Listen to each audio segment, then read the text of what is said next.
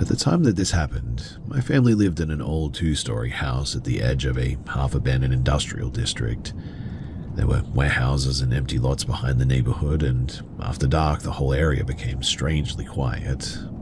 My parents, they both worked evening shifts, so there were plenty of nights when I was the only person in the house for hours. The house itself was nothing special too. My bedroom was at the end of a hallway, directly above the living room. One evening I was lying on my bed watching videos with the door partly open. It was sometime after midnight, I think, when I heard someone coming up the staircase. Slow footsteps, not hurried and not sneaking, but just the unmistakable sound of someone putting their weight onto each step. I assumed that one of my parents had gotten home early. The footsteps, they reached the upstairs landing and continued down the hallway.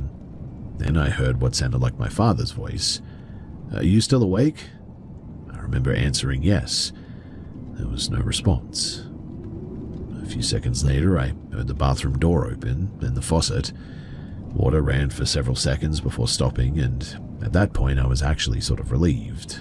I figured that my dad had come home and gone straight to the bathroom without bothering to answer me, and I got out of bed and stepped into the hallway. The bathroom light was on, and the door was almost completely closed.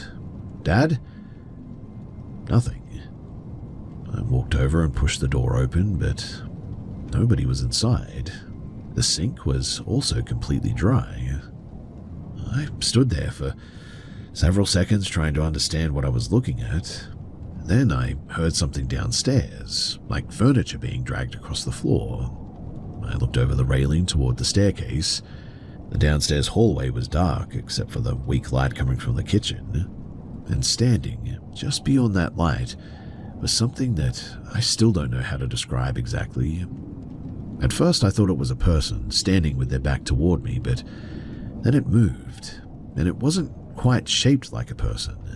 It looked almost like a vertical patch of darkness, taller than I was, with edges that seemed to blur into the room around it. There were no visible clothes, no facial features, hands, or even clear legs. But whatever it was simply there. Also, I couldn't see its face because there didn't seem to be one. I froze seeing it. The thing remained eerily motionless too, like a statue, for maybe 3 or 4 seconds. Then it started moving toward the staircase. It didn't climb and it didn't walk. The entire shape simply glided forward. And well, that was enough for me. I ran back into my bedroom, slammed the door and locked it. I remember sitting on the floor beside my bed with my knees pulled against my chest, and for a while there was nothing. Then I heard footsteps outside of my room, except they weren't the same footsteps that I'd heard earlier. These were way quieter, slow and meticulous, one step after another. They stopped directly outside of my door as well, and I watched that doorknob move. It began turning slowly, but thank God that that lock held. The handle stopped, and then came 3 knocks. Not on the door though, which was odd, but on the wall beside it. 3 sharp knocks. I could actually feel the vibration through the walls as well, which is weird, but I didn't move. A few seconds later, there were 3 more, and then after that, nothing. I stayed there, though, exactly in that spot, until my parents eventually came home. They found me sitting on the floor beside my bed, and I never actually told them what happened. I couldn't figure out how to explain hearing one of them coming through the house when clearly neither of them had been there. The bathroom had been empty, the downstairs was undisturbed, and there was no obvious source for the sounds. For years afterward, too, I would automatically look down a hallway before turning off a light after that every single time. Even now, if I'm somewhere unfamiliar and I hear footsteps approaching from another room, I get that same panic and tingling that I had sitting on my bedroom floor that night.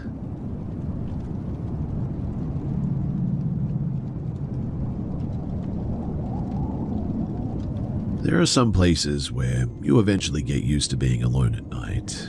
A mortuary isn't one of them, at least not completely.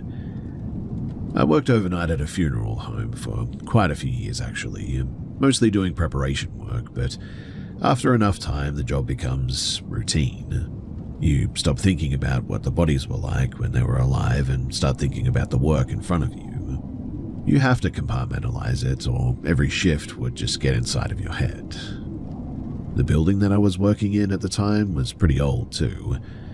It had originally been a small medical facility before being converted into a funeral home, and parts of it still looked like they belonged to a hospital, in fact. The basement preparation area was especially unpleasant. Concrete floors, exposed pipes, fluorescent lights, and a ventilation system that always seemed to make some kind of a noise. Well, this happened during a particularly cold spell in February. I'd finished my work for the night and was cleaning up before moving everything back into storage. There was nobody else downstairs, the other staff had already gone upstairs, and I was expecting to be finished within another 15 minutes or so. I remember rinsing some instruments when I heard something behind me. It sounded like a metal tray being dropped. I turned around expecting to see something on the floor, but nothing was there. A few seconds later, I noticed that one of the instrument trays on the counter had actually moved. Not fallen, but moved. It was now sitting several inches away from where I'd left it. I stared at it for a while, though, because, there was no obvious reason for how it had moved. The counter was level, nothing had been placed against it, and there wasn't enough vibration from the building to explain what I'd seen. Believe it or not, I actually laughed at it. I remember saying something along the lines of, "Okay, very funny," even though nobody was there. Then, the room suddenly became extremely cold. The heating had been unreliable for years, so initially I assumed that it was just the building. But this felt different. The temperature seemed to drop almost instantly, in fact. I could even see my breath. Then I got this incredibly strange sensation across my arms and neck, and it wasn't exactly fear. It was more like every nerve in my body just suddenly switched on at the same time. My skin prickled, and the hair on my arms stood up, and I had this overwhelming impression that something was standing directly behind me. I didn't turn around. I don't know why, but I just stood there staring at the counter. Then something happened that I still could not properly explain. It genuinely felt like I was shoved. Not hard enough to knock me over, but hard enough that I stumbled several feet forward toward the doorway. There was nobody behind me, but I spun around immediately anyway, and the room was empty. I looked under the tables, behind the storage cabinets, and even checked the adjoining room, but there was no one there. At that point, I decided that I was done for the night. I left everything exactly where it was, went upstairs, grabbed my things, and I just got into my car. I sat there for several minutes before driving away because my hands were shaking so badly. Badly enough, in fact, that I didn't trust myself to put the key in the ignition, let alone drive. For the next several days, though, I came up with every possible explanation that I could. Maybe I was exhausted. Maybe something had malfunctioned with the heating system. Maybe there had been pressure for the door opening somewhere in the building. Maybe I'd simply startled myself and convinced my body that I'd been pushed.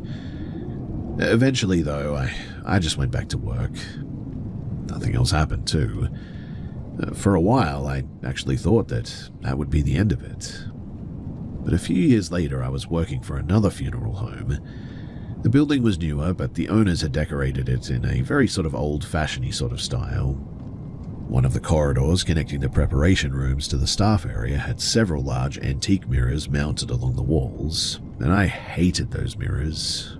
Not because anything had happened with them, but they just made the hallway feel longer than it actually was, especially at night when most of the lights were switched off and it was creepy.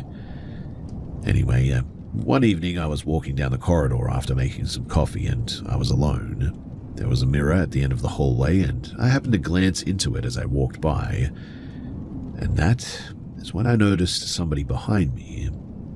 At first I assumed it was another employee, as you do, right? But there was a dark shape standing near the doorway at the end of the corridor, and I stopped. The shape stopped too. I remember thinking that the person was wearing one of those long protective garments that we used in the preparation room. I started to turn around, then I stopped myself. Something about the reflection was wrong. The figure wasn't positioned correctly. It looked as though it was standing behind me, but the angle just didn't make any sense. So instead of turning around, I kept watching the mirror. The figure slowly moved closer, and I couldn't make out a face. It was just a dark, indistinct shape where a person's head should have been, but then it tilted its head, and I tilted mine without thinking. The figure did the same thing, and that's when I realized that it wasn't simply standing there. It was copying me. I straightened up, and it straightened up. I took one small step backward, and it took one too. I don't remember making a conscious decision to run, but one second I was standing there, and the next, I was sprinting down that hallway. I didn't look behind me. I pushed the doors, crossed the lobby, and I ran outside. I could hear my footsteps behind me, but there was something else mixed with them too, a breathing sound. At first I thought it was mine, genuinely, but then I realized it just wasn't quite right. It sounded like my breathing, but distorted in a weird way, slower and deeper, with the same rhythm but not the same sound. I stopped near my car and the sound stopped. I looked back toward the building, but nothing was standing in the doorway. I waited for somebody to come outside, but nobody ever did, so I stayed beside my car for a long time before finally going home. The next day, I asked one of my co-workers whether anyone had actually been in that hallway after me, and as far as they knew, nobody had. I obviously didn't tell them what I'd seen. I couldn't bring myself to explain it without sounding completely insane. So I continued working there for quite a while afterward, actually, but I certainly changed one habit. From that day on, I stopped looking into those mirrors. If I had to walk down that corridor at night, I'd look at the floor or straight ahead, and I never gave the reflections more than a passing glance. I've spent years working around death, and I've seen enough strange things that I don't automatically assume that every unexplained event is supernatural for sure, but I mean, maybe the first incident was a building problem, maybe I was exhausted, maybe the second one was some trick of the light and my brain filled in the rest. I genuinely and honestly don't know for sure, but what bothers me is that both experiences happened when I was completely alone, and neither felt like an ordinary mistake in the moment. The first time, I definitely felt something move me. The second time, I watched something in the mirror react to me. I still work around the dead, but I learned something from those experiences. Being comfortable around death doesn't mean you're comfortable with everything that might be waiting in the dark. And if I'm walking through an empty building at night and passing a mirror, I still make a point of looking anywhere, and I mean anywhere, except into that glass.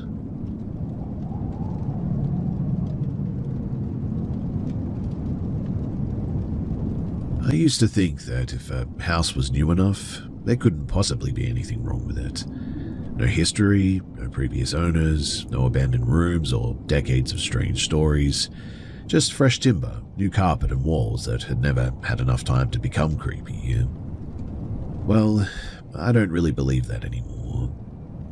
You see, a few years ago, I was looking after a little boy for a family that I knew. They'd recently moved into a new development on the edge of town, and the whole neighborhood looked like it had been just sort of dropped onto an empty field overnight. Every house was nearly identical. The gardens were still mostly dirt, and the trees were so young that they barely provided any shade. The parents were going to be gone until the following afternoon, so I'd agreed to stay overnight. Their son was 2 at the time, and usually pretty easy to look after. He ate dinner without a fight, played with his toys for a while, and basically just went upstairs without making much of a fuss. Nothing about the evening felt strange at all. Now, around 9 though, his behavior just sort of changed. He was beside his bed when I went to check on him, and he wasn't crying or upset. He was just sort of staring toward the corner of the ceiling. I asked him what he was looking at. He didn't answer. I asked again, and after a few seconds, he pointed upward. I assumed he meant something on the ceiling, and I looked, and there was nothing. I checked the light fixture, the smoke detector, and even the corner where the walls met the ceiling, but as far as I could tell, there was nothing there. I then asked him what he was pointing at, as best as I could for a 2-year-old, and he just kept pointing. That was about as much as I could get out of him, and I'd figured that he'd seen a shadow or had a bad dream or something. Kids that age can turn a coat hanging on a chair into a monster, so I wasn't particularly concerned. Anyway, I got him settled back into bed, and eventually I went downstairs, and for the next couple of hours everything was pretty normal. But then I heard something upstairs. It wasn't a bang or a crash or anything, it was more of a repetitive sound. Something like a heavy object being moved a short distance, stopping and then being dragged again. It was coming from the main bedroom. I remember turning the television off because I wanted to be certain that I wasn't imagining it, and the sound continued. I checked the security cameras on my phone. The front of the house was empty, nothing was in the driveway, and the backyard looked completely normal. I called upstairs, but there was no answer. The dragging started again, though. At that point, I was more annoyed than frightened. I assumed that something had fallen over or something like that, so I went upstairs and the hallway was completely silent. I opened the bedroom door. A small table near the window had been knocked over. One of the decorative objects sitting on it was laying several feet away, too. What bothered me about this was that it wasn't simply on the floor beneath the table. It had landed almost against the opposite wall. I stood there, staring at it, and then I heard that dragging sound again. This time it came from directly behind me, though. I turned around instantly, but I couldn't see anything. I checked the other rooms upstairs and found no obvious explanation. The little boy was still asleep, and I went back downstairs and sat on the sofa, but I just couldn't relax anymore. About 20 minutes later, I heard the noise again. Then something hit the floor hard enough that the sound literally traveled through the ceiling. The boy woke up crying this time. I ran upstairs, picked him up, and carried him downstairs. He was sort of still half asleep and a bit groggy, but he immediately pointed toward the staircase. Well, that was enough for me. I didn't want to frighten him by telling him that I was scared, so I grabbed my coat, took him outside, and put him into my car. We sat there with the doors locked for the rest of the night pretty much, and honestly, I felt kind of ridiculous. I mean, the house was practically brand new. It had modern locks, security cameras, bright outdoor lighting, and none of the usual things you associate with supposedly haunted houses. Yet, I couldn't make myself go back inside after this. The parents eventually came home the next morning, and I told them what happened. Although I sort of left out some of the details because I was a bit embarrassed. They assumed that I had heard something settling in the walls, or maybe a piece of furniture had shifted, and I didn't argue with that. I didn't want to sound like I'd convinced myself that the house was haunted after one strange night. Well, a few weeks later, I happened to run into the father while I was out shopping, and he looked absolutely exhausted. We talked for a few minutes, and then he asked whether I had mentioned anything unusual about the night that I babysat, and I told him that I had. He went quiet, and he told me that they'd recently been doing some work underneath the house. Apparently the builders had found a sealed-off section beneath a part of the property or something that hadn't been shown on the original plans. It wasn't a basement. It was more like an old foundation or a storage area that had been buried when the development was constructed. And inside were several personal belongings, apparently belonging to someone. Old photographs, letters, pieces of jewelry, some children's things, I think. Nothing immediately explained why they were there, but the developers had apparently known that an older property had once occupied a part of that land, but the family had been completely unaware that anything had remained underneath their house. Eventually, they threw most of that stuff away, and I asked him whether they'd found anything dangerous, and He said no, and he added something that I still remember. Since we found it, my wife doesn't like being upstairs at night. I asked why. He said that the same bedroom where I'd heard the noise had started making strange sounds. Not constantly, but just occasionally. Footsteps, movement, things being knocked over. He tried to find a normal explanation for everything, but eventually stopped trying.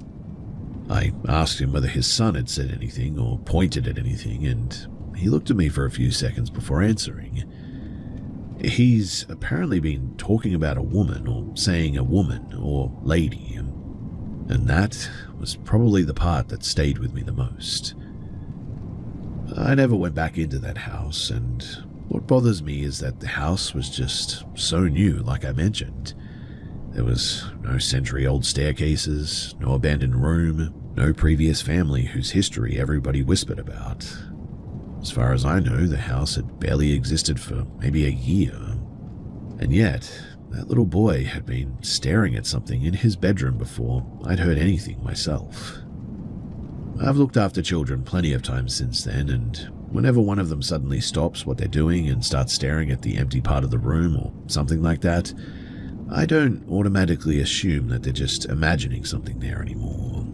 Sometimes I'll look too, and obviously I don't expect to see anything, but still, these days, I always check anyway.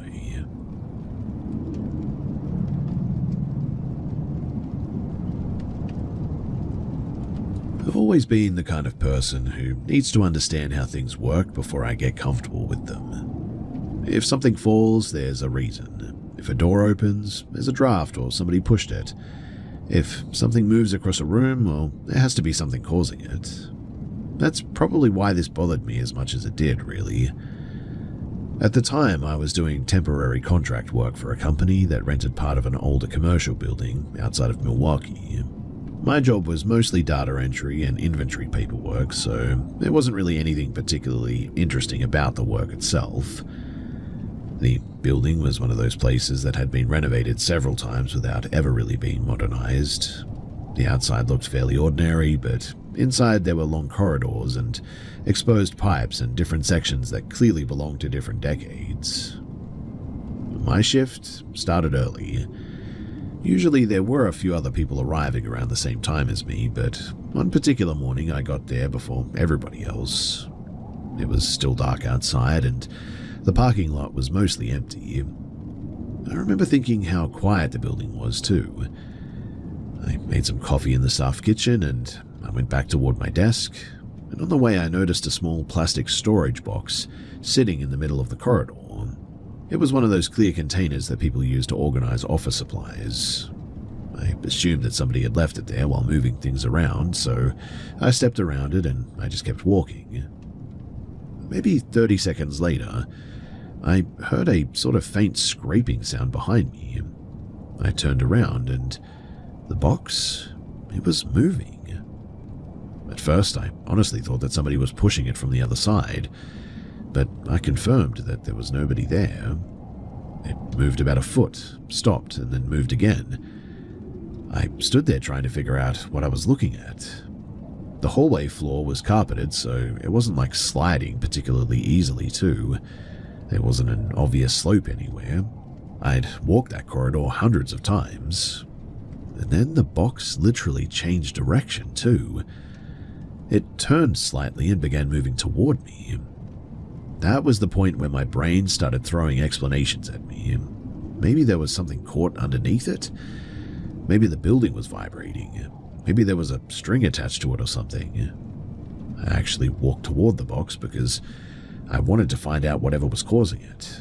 Like I said, this is just how I am. But as soon as I got within a few feet, it stopped, and I stopped too. For several seconds, neither of us moved. I know how ridiculous that sounds, but that's genuinely how it felt. Then, the lid literally popped open. It didn't fly off dramatically or anything, it simply lifted several inches and dropped back into place. Upon seeing that, I took a step backward. The box moved forward. I stepped back again, and it moved again. That was when I stopped trying to explain it. I turned around and walked quickly back toward the main entrance. I didn't run because I was sort of embarrassed about the possibility of somebody seeing me sprinting through an office over a plastic container, but I was moving quickly enough that I nearly walked straight into the security desk. I told the guard there that I thought that something had fallen over in one of the corridors, and he went to go and check. I waited near the entrance, and after a few minutes he came back carrying that box. He asked if it was the thing that I was talking about, and I said yes. He laughed and told me that someone had probably left it in the hallway while cleaning, and I didn't argue. I went back to my desk, and honestly, I just tried to forget about it. For the rest of the morning, nothing else happened too. But then, shortly before lunch, one of my co-workers mentioned something that made the whole thing a lot worse. So, apparently that corridor had been part of a restricted office area years earlier. Before the renovation, there had been a supervisor's office at the end of it. The supervisor had died unexpectedly while still working there. I asked what that had to do with anything, and my co-worker sort of shrugged and said that people used to joke that the old manager still checked up on everyone. I didn't think much of it, until I noticed something about that box. So, the security guard had placed it on a shelf beside the front desk, and I could see it from where I was sitting, and every time I looked toward it, I had that strange feeling that it was facing me. I mean, of course it wasn't. It was just a transparent plastic box. There was no face, no eyes, and nothing remotely human about it. But still, I couldn't stop thinking about the way that it had moved toward me earlier. That afternoon, I asked another employee whether anyone had been in the corridor before I arrived, and he said no. I asked whether the building had any automated cleaning equipment, and again, no. I even went back to the hallway during my lunch break and looked at the carpet for anything that could have caused the movement, but there was nothing. I never experienced anything that obvious there again. A few weeks later, I found out the company was moving offices in the end, so my contract ended shortly afterward, and I've tried to convince myself that there was a completely ordinary explanation for what had occurred. But the problem that I'm having is that none of those explanations account for the part that bothers me the most. It didn't just move, it seemed to react to me.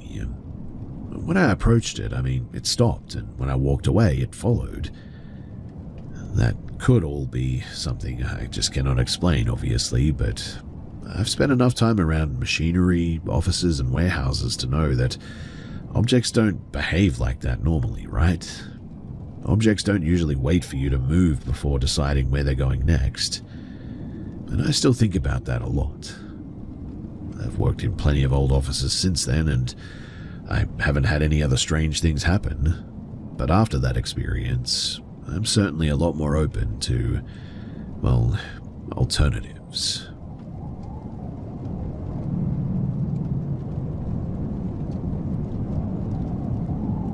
I don't really know what I'm hoping to get out of writing this down. I don't expect anyone to have any answers, and honestly, I'm not even sure I believe my own explanation of what happened. I just know that I've carried this around for years, and every so often I remember one particular night and get that same feeling that I had back then. I was 23 when this happened. I'd gone to Japan for a university placement, and had ended up spending several months in a small mountain community. It wasn't somewhere tourists usually went. There were a few villages spread along the valley, a handful of farms, and long stretches of forest between them. My placement was with an agricultural research group, and because I was only there temporarily, they found me a cheap place to stay. It was a small house on the edge of one of those villages, and the house wasn't ancient or traditional Japanese architecture or anything. That was actually part of why I accepted it in the end. It was a fairly ordinary timber house from the late 20th century, with sliding doors, a little kitchen, and a separate bedroom that had apparently been added during a renovation at some point. But the rent was almost absurdly cheap. At the time, I assumed that was because the house was so far from everything. And for the first month, I absolutely loved it. There was almost no traffic at night. I could hear insects through the open windows, rain on the roof, and occasionally someone driving down the road in the distance, but that was about it. My nearest neighbor was far enough away that I could barely see their house through the trees. I was spending most of my time studying anyway, so the isolation really suited me at the time. The first strange thing happened in the kitchen, though. I was making coffee one morning and I looked toward the doorway, and for maybe a second, the room looked completely different. I don't mean that something appeared in it. The actual layout was just wrong. The refrigerator seemed to be where the doorway was. The kitchen counter appeared to run along the opposite wall. The window was in the wrong position. It was so brief that I thought that I'd simply looked away and sort of confused myself. I blinked and everything was normal. I actually laughed at myself and blamed the lack of sleep in the end. But a few days later, it happened again. This time I was sitting at my desk when I looked up and suddenly had the unmistakable impression that the room had been completely rearranged.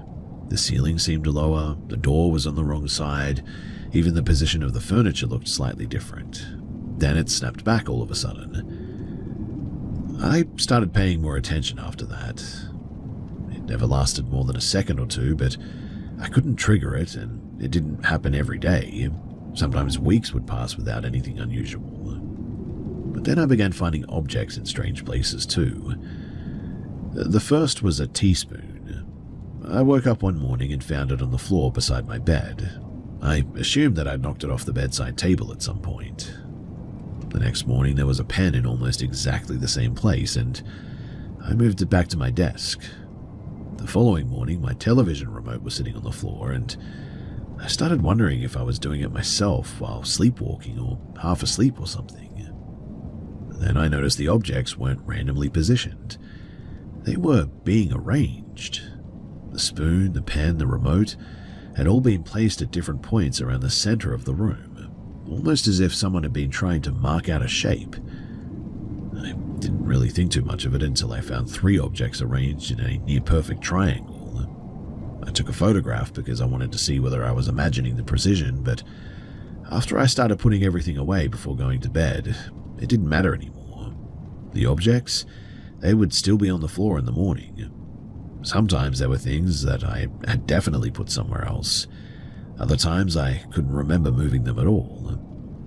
The bedroom itself was also noticeably colder than the rest of the house, and that part had an ordinary explanation, right? At least initially.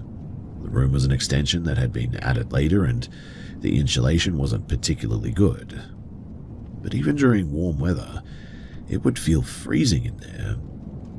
I started sleeping with an extra blanket. But then, one night I woke up because I genuinely thought that someone had entered the room. I was lying on my side facing the wall, and at first I didn't hear anything, but then I felt this vibration. It was extremely subtle, almost like the air itself was humming, and I sat up and the room was completely dark, except for a faint line of light coming from the wall beside the bed. And my first thought was that something outside was shining through a gap. So I got out of bed and I moved closer. But the line wasn't coming from a gap in the plaster. It seemed to be sort of underneath it. It ran vertically for maybe half a meter and pulsed faintly, becoming brighter and then dimmer at regular intervals. I remember touching the wall. It was freezing cold, much colder than the rest of the room.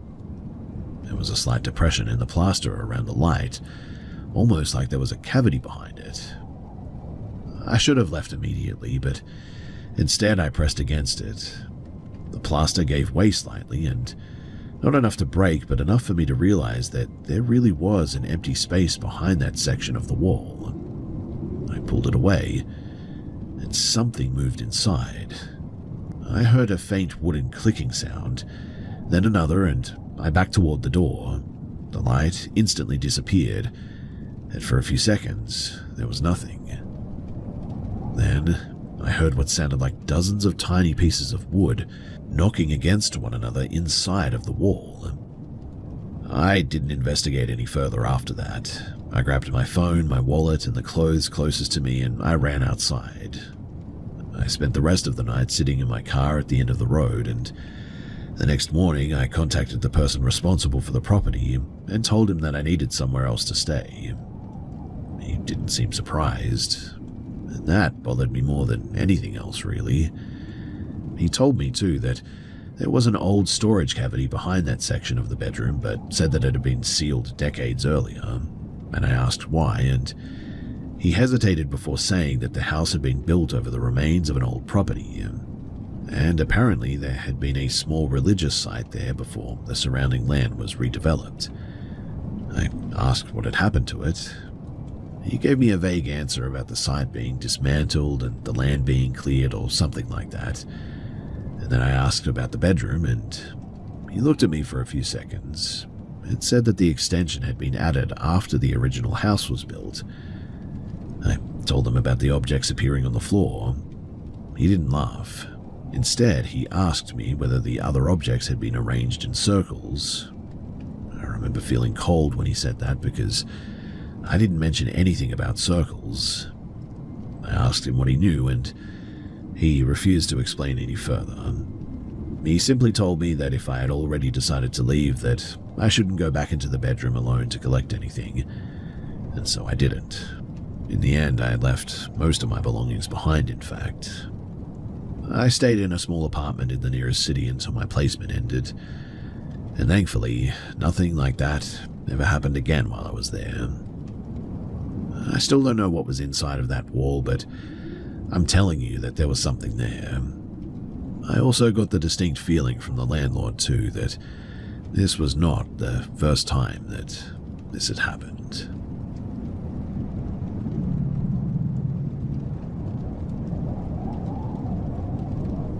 I spent enough years working around critically ill patients that I stopped being easily impressed by strange symptoms. There is always an explanation if you look hard enough. Sometimes it's obvious, and sometimes it takes a dozen tests, and sometimes the explanation is simply that the human body can fail in ways that we don't fully understand. That mindset was pretty much essential at the time, because I was working at a small medical facility attached to a scientific station in southern Chile. It wasn't a proper hospital. We had a handful of beds, a treatment room, basic imaging equipment, and enough supplies to deal with the injuries and illnesses that were common in such an isolated place. Most of what came through the door was fairly predictable too. Falls, accidents, dehydration, infections, the occasional serious trauma. But one winter, we received a man who was a part of a field survey team, and he was somewhere in his 30s and had been found alone near an abandoned section of the research site. His co-workers said that he had been completely normal the previous evening. The next morning, they found him sitting upright against a concrete structure, unresponsive. There was no obvious injuries. His vital signs were surprisingly stable. His blood pressure was normal, his oxygen level was good, his heart rhythm looked healthy, and his temperature was unremarkable. The strange thing, though, was that we just couldn't wake him. Pain stimulus didn't work, his pupils reacted normally, his reflexes were present, he was breathing without assistance. From almost every measurable standpoint, he looked like a healthy person who was just asleep, except he wasn't sleeping. We ran everything that we could. Blood tests, neurological examinations, toxicology, scans. Nothing gave us an answer, though. The longer that he remained unconscious, if that's what you want to call it, the more uncomfortable everyone became, too. By the second night, we started rotating staff so that somebody was always watching him. And that's when the first odd thing happened. One of the nurses called me because she thought that somebody had entered the treatment room. She said that she heard the door open. I checked the corridor and I found nobody there. The door was still closed, and we assumed that she had simply heard something from another part of the building. But then it happened again, and again. Over the next 2 nights, several people reported hearing the same thing, the sound of the treatment room door opening followed by footsteps approaching the patient's bed. Except that nobody ever saw anyone. I wasn't particularly concerned until we discovered that the door sensor had been recording the openings too. The electrical record showed that the door had been opened at irregular intervals throughout the night. But there was just one problem. The camera covering that section of the corridor showed an empty hallway every single time. At first, we blamed the sensor. Then we replaced it. The new sensor did exactly the same thing, though. I still wasn't convinced that anything unusual was happening. Electronic systems malfunction, right? That was the explanation that I ran with. The patient remained unconscious, and on the third night I was sitting at the nurse's station, just doing some paperwork, when I heard a metallic noise from the treatment room. It sounded like somebody dropping a tray. I looked up. The nurse beside me heard it too. We both went inside. The patient was still lying exactly where we'd left him. Nothing had fallen. Then I noticed something on the floor beside his bed. The portable blood pressure monitor had been moved. It normally sat on the shelf near the head of the bed, but now it was several feet away, facing the patient. Nobody ever admitted to moving it too. We put it back, and about an hour later it was beside the bed again. This time it was turned on as well. The screen was displaying a blood pressure reading even though the cuff wasn't attached to anyone. The numbers weren't changing and they were simply sitting there. I switched the machine off, but a few seconds later it switched itself back on. That's when I started getting pretty uncomfortable. We unplugged it. It stayed off, at least for a while. The patient suddenly opened his eyes shortly after midnight, though, and everyone rushed into the room. He didn't speak. He didn't seem to recognize anyone. He just stared toward the doorway. I asked if he knew where he was, but nothing. Then he lifted one hand and pointed past me. I turned around, but there was nobody there. And when I looked back at him, he was still staring at that same spot. He whispered something, and I had to lean closer to hear it, and he said, "It's standing behind you." I immediately stepped away from the bed. I felt stupid doing it too. I was a medical professional, standing in a treatment room with an unconscious patient who had just woken up confused. I mean, there was no reason to believe anything was behind me. But still, I turned around again. Nothing. When I looked back, he closed his eyes. His heart rate had started climbing. We monitored him closely for the rest of the night. A little before dawn, the monitor suddenly began producing an irregular signal, not an arrhythmia, but something stranger. The waveform became a series of perfectly repeating spikes, identical in height and spacing and everything. We checked the leads, we checked the cables, we replaced the monitor. The new monitor displayed exactly the same pattern though. Then, every electronic device in the room just suddenly shut down simultaneously. I mean, the lights went out, the monitors went black, the backup alarm didn't sound, and for maybe about 10 seconds, the entire room was just completely silent. Then, and it almost gave me a heart attack, the patient just sat upright. His eyes were open. He was looking directly at the empty corner beside the door, and he said very calmly, "It's leaving." The power came back, every monitor restarted, the patient collapsed backward, and he never regained consciousness, and he died later that morning. There was no obvious cause.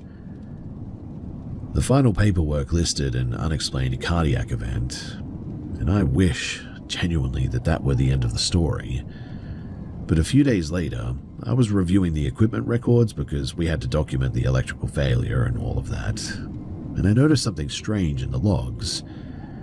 During the 10 seconds when the equipment had supposedly been without power, one of the bedside monitors had continued recording.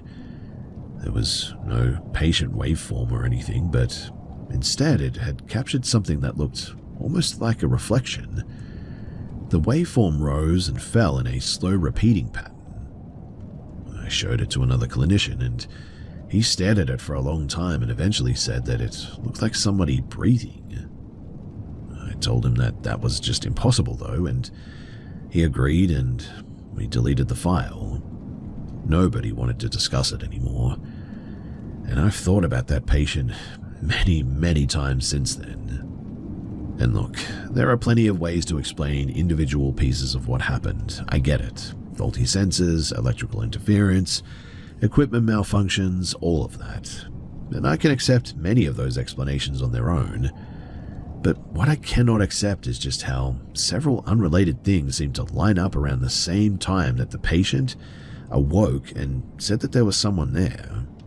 I mean, when you put it all together, right? The door sensors, the empty hallway, the equipment moving, the monitor operating without power, the thing that he claimed was standing right behind me.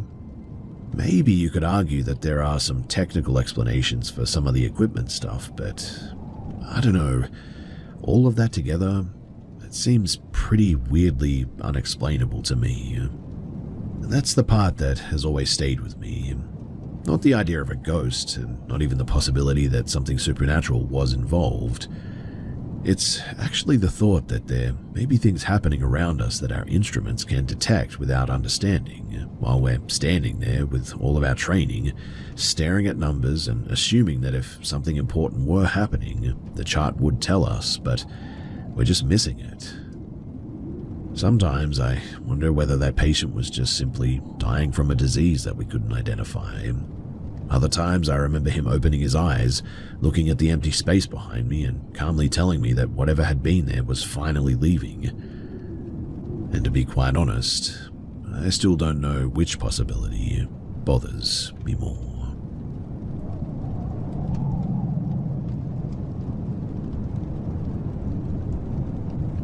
I think I was probably 11 when this happened, and for years I tried to convince myself that I must have misunderstood what I had heard. My family was staying at my uncle's old property in rural Manitoba during the winter. It wasn't really a vacation. My parents were actually helping him with other work around the farm, and one evening they went over to a nearby house for a few hours while I stayed behind.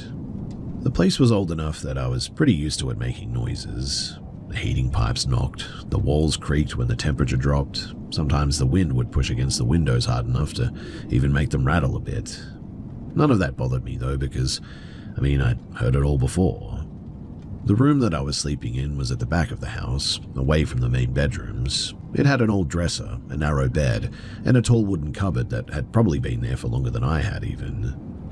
I went to sleep without thinking anything of it, and at some point during the night I woke up.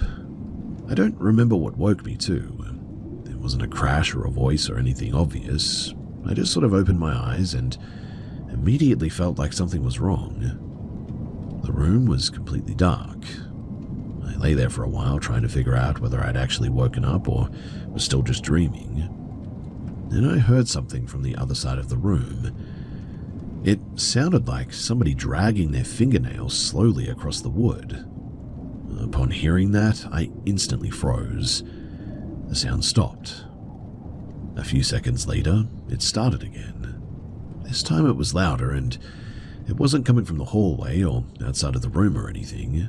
It seemed to be coming from inside the wooden cupboard. I remember staring at it and thinking that there had to be an animal trapped inside. That was really the only explanation my 11-year-old brain could come up with at the time. Then, something inside of the cupboard made a noise that I still don't know how to describe. It began as a low groan and suddenly turned into what sounded like a scream. Not a normal human scream, though. It was way too harsh and distorted, almost like several different sounds happening all at once. There was a sort of tearing quality to it, as though something enormous was being pulled apart right beside me. The whole cupboard seemed to vibrate all of a sudden, too. I even remember seeing the glass of water on the table beside my bed shaking. I didn't move. I didn't call for my parents. I couldn't. I was completely convinced that if I made a sound, that whatever was inside of that cupboard was about to know that I was awake and would come out and just, destroy me. The noise lasted maybe 3 or 4 seconds, and then it just stopped. And the strangest thing was that the rest of the house remained completely silent. No footsteps, no doors opening, no asking what had happened. Even the dogs outside didn't react. I lay there listening for another sound, but nothing. Eventually, I pulled the blanket over my head and I must have fallen asleep at some point because the next thing that I remember is the sunrise. I must have barely slept though because I was exhausted. And when daylight finally came through the curtains, I immediately looked at that cupboard. It looked completely normal from what I could tell. I didn't want to open it though, but eventually curiosity won, and there were some old blankets, a couple of old boxes, and a few coats hanging inside, but nothing else. No animal, no damage, no broken wood, nothing that could have produced that noise that I'd heard. I remember touching the inside of the wall of the cupboard because I thought that maybe something had fallen behind it, but there was nothing. The only unusual thing was a smell. It was faint, but it reminded me of like damp soil. I didn't tell my parents immediately. Honestly, I was pretty embarrassed by it. I also knew exactly what they were going to say. They'd probably tell me that I had a nightmare or that the old house had made some strange noise or something. But later that morning, my mother asked why I looked so exhausted, and I told her that I'd heard something during the night, and she asked me what kind of sound it was, and I tried to describe it. She sort of laughed nervously and said that the heating system probably made some weird noise because the temperature had dropped a lot. I accepted that explanation because, well, I wanted to. Years passed though, and I eventually stopped thinking about it very often. And when I was older, I asked my uncle about that cupboard, and he told me that it belonged to the previous owner, and that it had been left in the house when his family bought the property. I asked whether it had made any strange noises while he was living there, and he thought about it for a second and said that there had been one winter when they had kept hearing something scratching inside of it. I laughed because I assumed that he was joking, but he wasn't. He said that they had emptied it and checked the wall behind it because they genuinely thought that there might be mice or rats or something, but they never found anything. I didn't tell him what I heard as a kid. I'm not sure why. Maybe because I didn't want to turn one strange memory into something bigger than it was. I don't know, but what I remember most clearly isn't even the sound itself anymore. It's what happened afterward. The entire house just stayed silent. I mean, I was a child lying alone in the dark bedroom, completely convinced that something impossible had just happened a few feet away from me, and nobody else reacted. That's the part that, as always, stayed with me.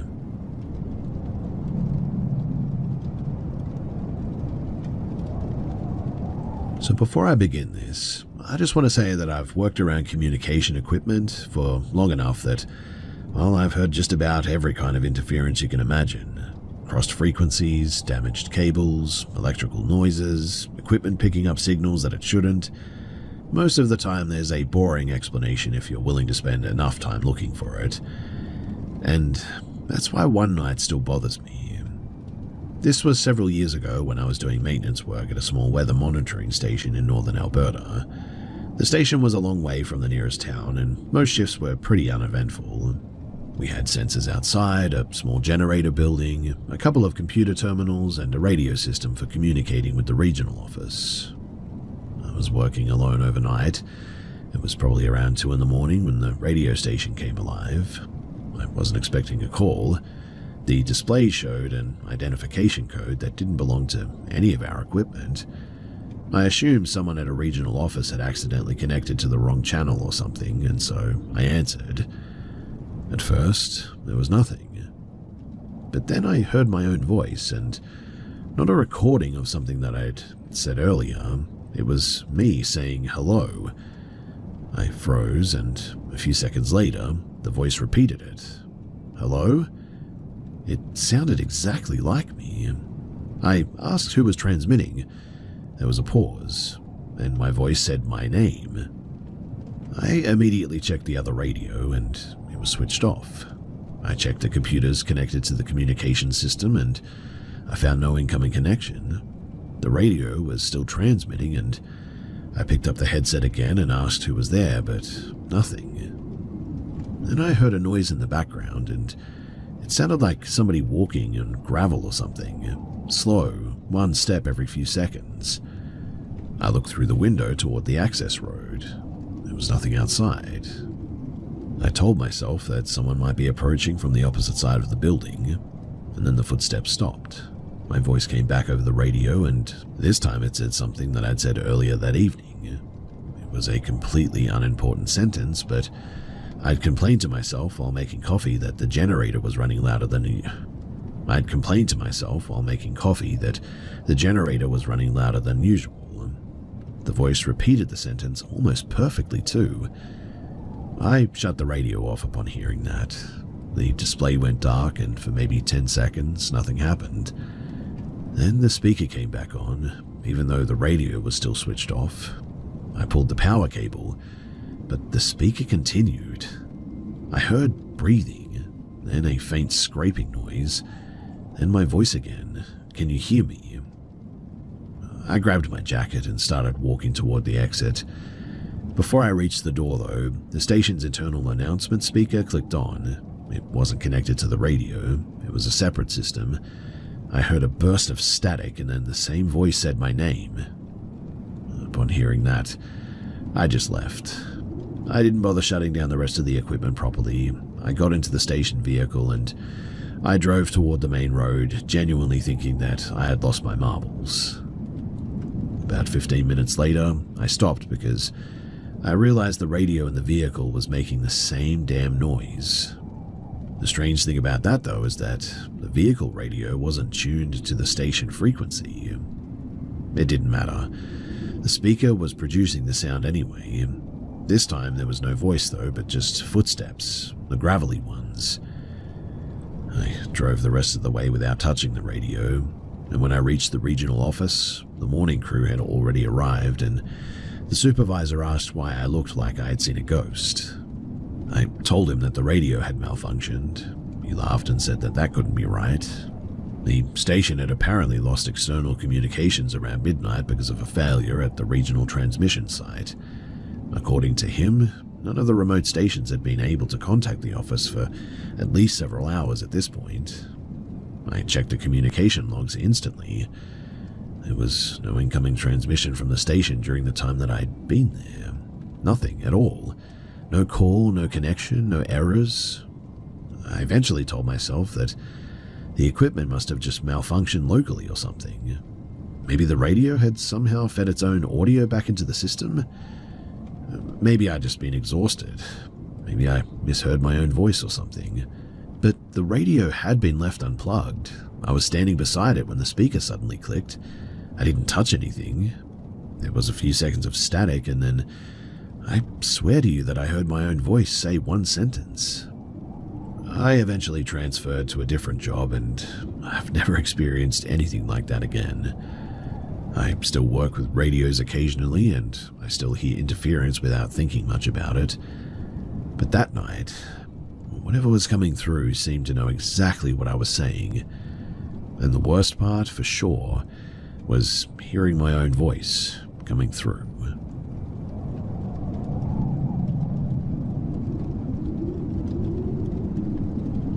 I never used to understand people who said that a house could make them feel like something was wrong with reality itself. I always assumed that they were just talking about the atmosphere, bad lighting, old buildings, poor sleep, that kind of thing. Then I rented a room that genuinely made me question whether I'd been right about that. This happened when I was doing a temporary work placement in southern Poland. I was staying at a converted apartment above an old commercial building. The place had been renovated enough to look respectable, but the original structure was still pretty obvious to it. Uneven floors, narrow doorways, old brick behind some of the newer plaster. The first few weeks were pretty normal though, but then I started noticing something strange about the hallway. You see, every morning when I walked from my bedroom toward the kitchen, the hallway seemed slightly longer than it should have been. Not dramatically, but maybe by a meter or two. I'd take a few steps and I'd get that uncomfortable feeling that the kitchen door was sort of further away than it had been the previous evening. I'd stop, look at it, and everything would seem normal again. I blamed myself. I was working long hours, sleeping terribly, and spending most of my day staring at a computer screen. Then I noticed the problem wasn't limited to the hallway, though.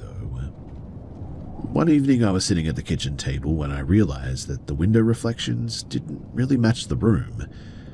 What I mean is that I could see the reflection of the table, the chairs, the light fixture, but the doorway behind me was missing. Instead, the reflection showed a blank section of wall. I stood up, and the reflection instantly changed. The doorway appeared again. I thought that maybe it was the angle, so I sort of moved around the room a bit, but every time that I changed position, the reflection seemed to correct itself. I started taking photos because I wanted proof that I wasn't imagining things. The photos looked completely normal, though. That should have made me feel better, but it just didn't. A few days later, I noticed something else, too. I had a small digital clock beside my bed, and every night at roughly the same time, the display would freeze. Not turn off, but freeze. The numbers would remain exactly where they were for several minutes before suddenly just sort of jumping forward. I replaced the batteries, but it continued. I even bought another clock in the end, but the same thing. The second clock would stop at almost exactly the same time as the first. I eventually started writing things down when it happened too. It was always sometime between 1:40 and 1:50 in the morning. And I wasn't particularly frightened yet, but I was mostly just sort of annoyed by the whole thing. Then, one night I woke up because I swear that I heard someone walking through the apartment. Slow footsteps, from the bedroom to the hallway to the kitchen. I remember at the time thinking and assuming that another tenant had come home because that was my previous living conditions, but then I remembered that I was the only person living in my unit. The footsteps stopped outside of my bedroom and I waited, but there was nothing. I opened the door. The hallway was empty, but the kitchen light was on and I was certain that I'd left it off. Upon seeing that, I checked the entire apartment, but I confirmed that nobody was there. I turned the light off and in the end I just sort of went back to bed, not knowing what I could do about it. The next morning I noticed something too that bothered me even more than the previous night. There were wet footprints on the kitchen floor.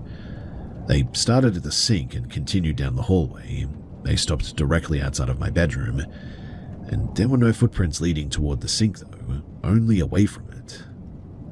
I took photos before cleaning them, and again I just didn't know what to think about it. I mean, maybe I tracked them in without even noticing. But the prints were clearly shaped like bare feet, and they were completely dry by the time that I came home that afternoon. I finally called the landlord and I told him that there was something wrong with the apartment, and he asked what I meant, and I started explaining the clocks, the reflections, and the footprints. He didn't really seem surprised by it either. In fact, he asked which room I slept in, and I told him. He asked whether I had noticed anything unusual about the wall behind my bed, and I said no, and he told me not to move the bed. That was the first time that I was genuinely weirded out and sort of scared. So I asked him why. He said that the previous tenant had complained about hearing someone walking around at night. Then he stopped talking and I asked what happened to that tenant. He simply said that apparently they had moved out. Well, that night I decided that I wasn't going to stay there permanently. I packed a bag and I left for the night and went to stay with a friend. I didn't even wait until morning. I spent the night at a hotel across town and then eventually went to my friend's place. When I returned the following day, though, to collect the rest of my belongings, something had changed about the place. The hallway and the apartment looked completely normal, and I know that that's weird to say, but it's weird when you live in a place like this. You sort of expect it not to look like this. And for a moment, I felt absolutely ridiculous. But then I walked into the bedroom, and the digital clock beside the bed, it was still there, but it was unplugged. The display was dark. I picked it up and put it in my bag, and the screen suddenly lit up, and the number showed 147. I mean, I was standing there in broad daylight. There were no batteries to this thing or anything, and I instantly dropped it. It hit the floor, and instantly the display went black. I gathered all of my belongings as quickly as I could, and after that, I never went back.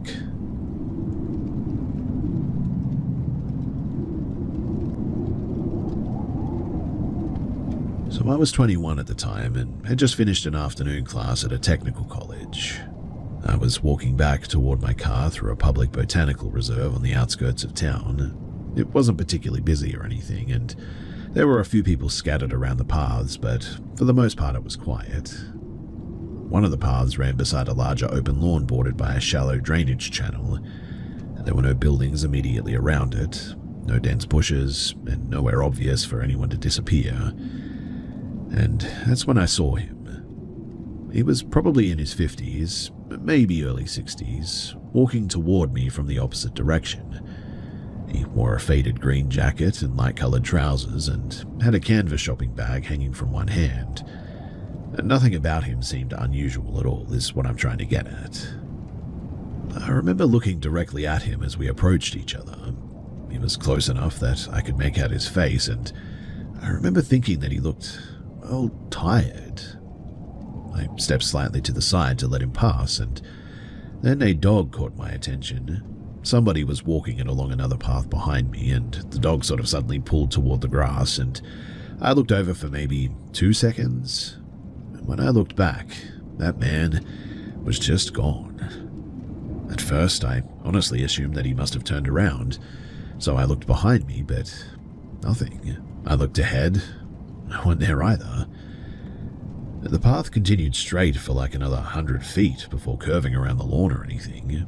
There was no one anywhere near it, too. I walked back to the point where we'd been to pass each other and looked around properly, and I swear to you that there was just nowhere for this guy to have gone. The lawn was completely exposed. The drainage channel was only a shallow depression, and there were a few ornamental trees, but none were large enough to conceal an adult. Plus, I checked behind them anyway. I even walked toward the nearest intersection of the paths because I thought that maybe he somehow turned off while I was looking at the dog, but there was nobody there either. What bothered me most was that I hadn't simply failed to notice him walking away or anything. I had been looking in his direction. He should have been moving. He should have been making footsteps. I should have seen him turn. Instead, there was simply a person in front of me one moment, and then just empty space the next. I stood there for several minutes trying to reconstruct everything. Maybe he had ducked behind something. Maybe I'd confused two people or something. I stood there dumbfounded, going over every possibility that I could think of, but none of them explained the same thing.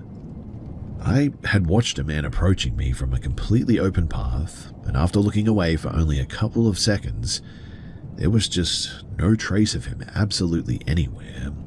There wasn't even a dropped bag or a piece of clothing. Well, eventually I gave up and I turned toward my car.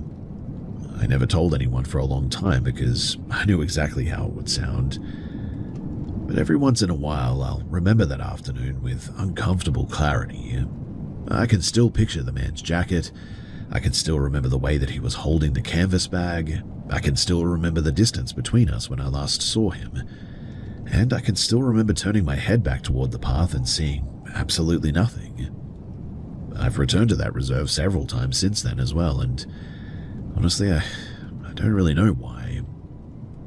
Maybe some part of me expects to find a perfectly ordinary explanation waiting there, or maybe I'm just hoping that one day I'll walk around that bend and see that same man approaching me again, carrying the same bag as though the missing few seconds never happened.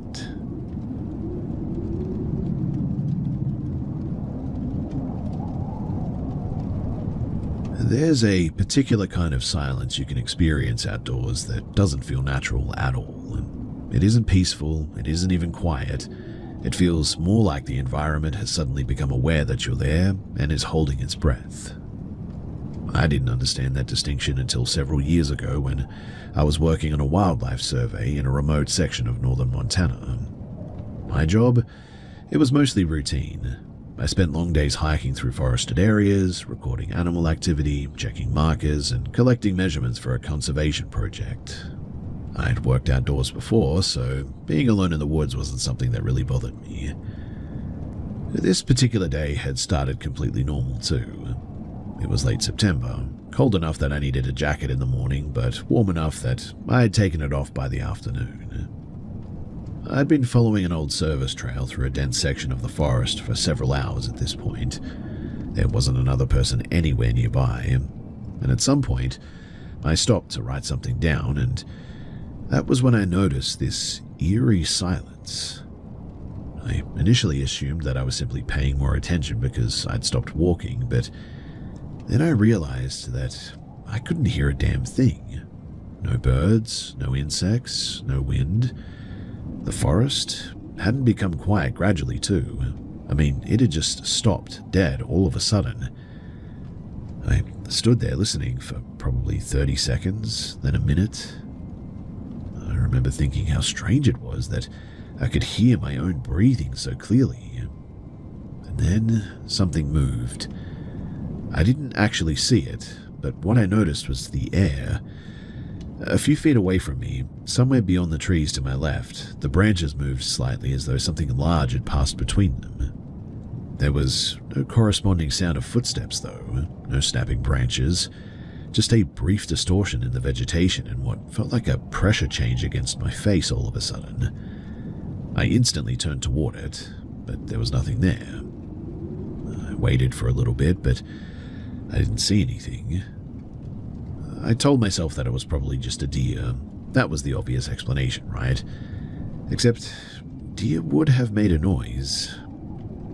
I decided that I'd spent enough time standing there, and I started walking again.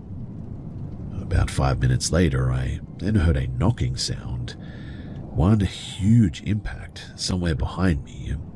I instantly stopped when I heard it, and then another knock came from farther away, then another one, and 3 separate impacts.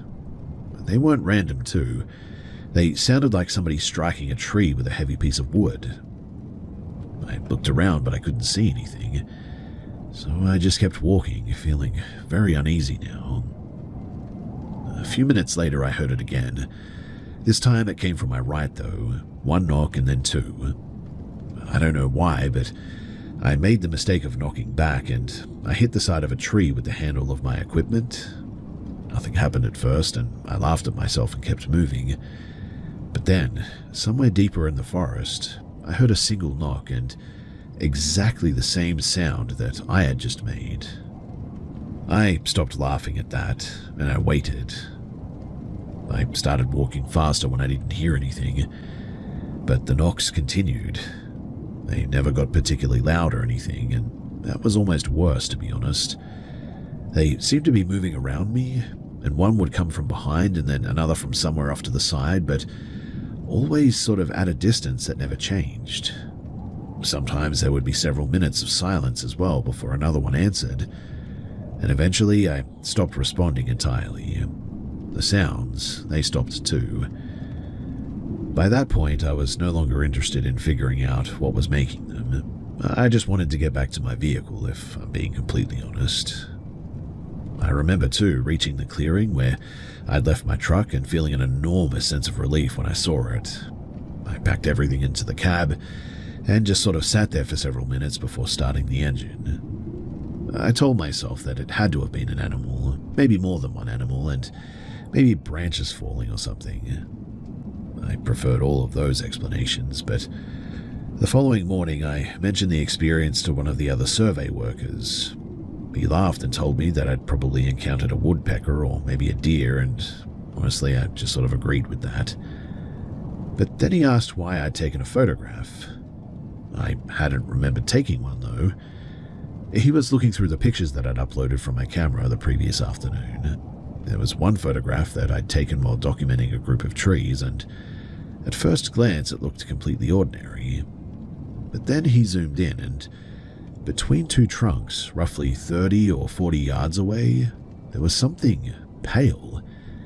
It wasn't clear enough to identify, but I mean, it could have been a person, it may have been an animal, it could have just been a branch catching the light, for all I know, but the shape was standing upright, and it appeared to be looking directly toward the camera.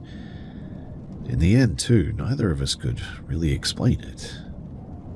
I didn't report it, though. I mean, I didn't want to become the guy who submitted a wildlife photograph and then started telling everyone that he'd photographed something in the woods. So in the end, I just deleted it. I didn't want that heat. So years later, I returned to the area for completely unrelated work. I remember the old service road and decided to see if I could find the place where I'd been that day. And I couldn't. A section of the road had collapsed after a series of storms, and the forestry department had closed the route, and the trail was completely overgrown now beyond the barrier. I stood there for a while looking into the trees. Everything was normal. Birds were singing, the wind was moving through the branches, there were insects buzzing around me, nothing felt strange.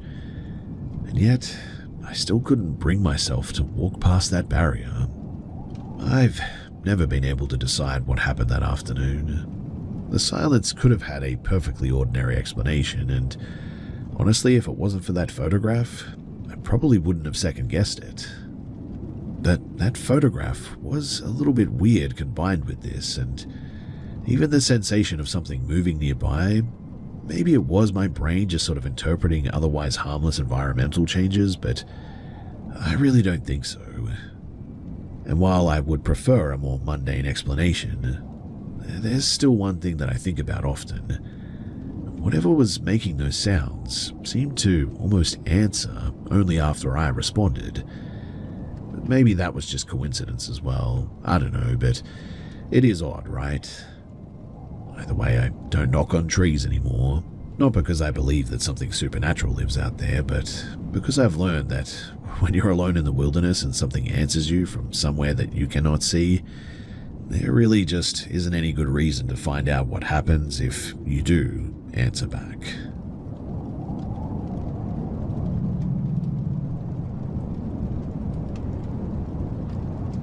So I worked for several years on a commercial crabbing boat operating out of Kodiak, Alaska. Most of the job, quite honestly, was miserable in ways that have nothing to do with the paranormal or anything. Long hours, freezing spray, machinery that never seemed to stop vibrating, and weather too that could turn a calm-looking ocean into something violent in less than an hour. This happened, though, during one of our late-season runs. So, we had been offshore for almost 2 weeks when a storm settled over the area. The visibility became so bad that the ocean seemed to disappear beyond the railings. At night, the deck lights reflected off of the mist and made it feel like you were floating inside of a small illuminated box. There were 7 people aboard. I was working the stern during a gear change shortly after midnight. We had just finished bringing one string of pots aboard when I noticed something moving alongside the vessel. At first, I assumed it was a boy, but then I saw the color. It was a faded yellow survival suit. It was floating upright in the water about 20 feet behind us. I called one of the other deckhands over and we watched it for several seconds. The strange thing was that it wasn't drifting with the current, it was keeping pace with us. The boat was moving slowly, but the suit remained almost exactly the same distance from the stern. The deckhand grabbed the spotlight and aimed it directly at the water. That's when we realized that there was something inside of the suit, but it wasn't a person. The legs were completely filled with tangled fishing line, sections of chain that looked like pieces of old netting. The arms had been tied across the chest with more rope, and it looked less like something that had accidentally become tangled and more like somebody had deliberately constructed a human-shaped bundle of marine debris or something. The deckhand swore and called for the mate. The mate came outside, looked over the rail, and told us to leave it alone. Honestly, too, nobody argued. We went back to work, and about 10 minutes later, the suit disappeared beneath the surface. There was no splash, and it simply just wasn't there anymore. I thought that was the end of it too, but it wasn't. Around 3 in the morning, the intercom in the wheelhouse activated. We all heard it. At first, it sounded like static. Then came breathing, slow, labored breathing. Someone seemed to be struggling for air in the other end, and the captain grabbed the microphone. "Who is this?" There was nothing, just more breathing. The captain immediately sent someone downstairs to check the communications equipment. radio systems were functioning normally, but the internal intercom was showing no active connection. The microphone wasn't even supposed to be live. They apparently disconnected the system entirely. The breathing, eventually it just suddenly stopped. And about 20 seconds later, it started coming through the speakers again, and this time it was way louder.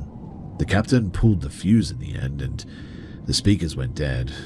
A few minutes passed, and then the same sound came through the emergency handset in the engine room. At that point, nobody thought it was funny anymore. The handset was physically disconnected from the intercom network altogether, and we eventually shut down every non-essential communication device on the vessel just to get it to stop. And thankfully, nothing else happened that night. The following afternoon, while sorting through a section of damaged gear, one of the crew found something caught inside of a coil of old line. It was a small brass identification tag. The surface of it was almost completely covered in corrosion, but there was a number stamped into it, along with the name of a vessel. The name meant nothing to us, but the number certainly did. It was the hull number of our own boat. That made no sense to us. Our vessel wasn't particularly old or anything, and the identification number had never belonged to another boat as far as any of us knew. The captain, he took the tag without saying anything, and he spent the rest of the afternoon in his cabin. That evening, I asked one of the older crewmen whether he'd ever heard of the boat having another name. He looked at me for several seconds before answering. He said that the vessel had been constructed using sections of an older fishing boat that had been dismantled decades earlier, allegedly. I'd never heard that before. Neither had most of the crew. I asked him what happened to the original boat, and he just wouldn't tell me. He just said that the people used to avoid a particular stretch of water where the old vessel had operated. I assumed that he was messing with me, and maybe he was, but the next morning the captain ordered the brass tags thrown overboard. Nobody questioned him. We finished the trip without another incident, but something certainly changed afterward. Before that night, people would routinely work the stern alone, but afterward, nobody would. If somebody had to go outside after dark, another person went with them every time. And whenever we were working in heavy fog, the deck lights stayed on, even when they just weren't even necessary. I never saw the yellow suit again or anything. I never heard the breathing again, and I still don't know whether the brass tag was connected to any of it. There are probably some explanations for some of it, but I still remember watching that survival suit floating beside the boat, and every time that I do, I just get chills all up and down my body.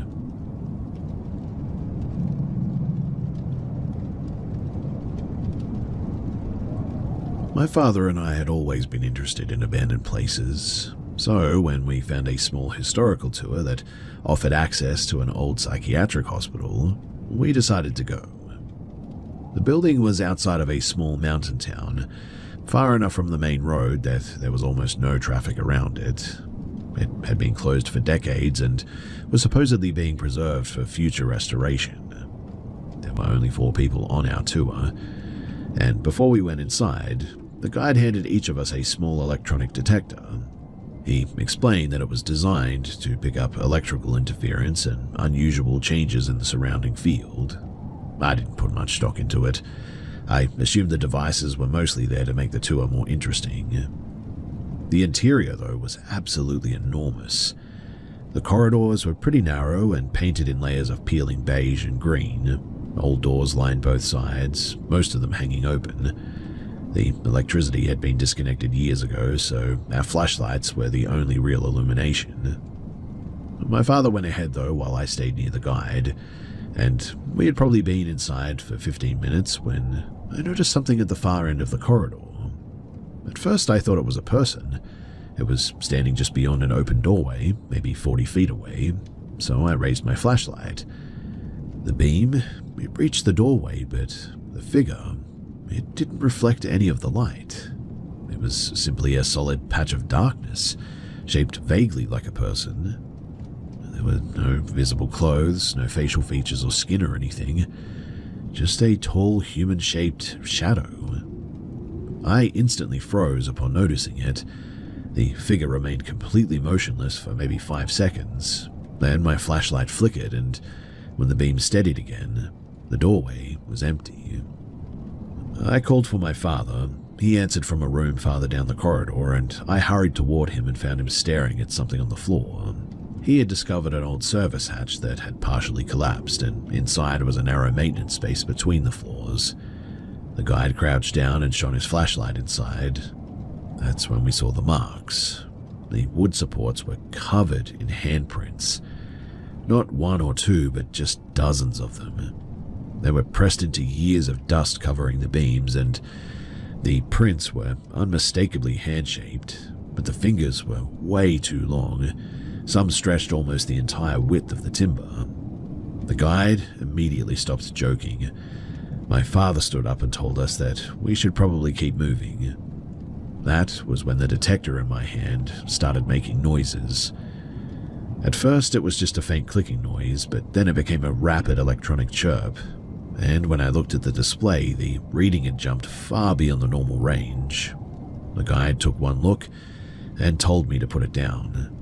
I tried, but I couldn't. My fingers had tightened around the device without me even realizing it. I tried opening my hand, but it just wouldn't work anymore. Then an intense cold spread throughout my palm. It felt concentrated completely inside of my hand, almost as if something freezing had been pressed directly against my skin. I started panicking. My father grabbed my arm, and the moment that he did, the detector stopped. The display went blank. My hand immediately opened. The device fell onto the floor and nobody spoke.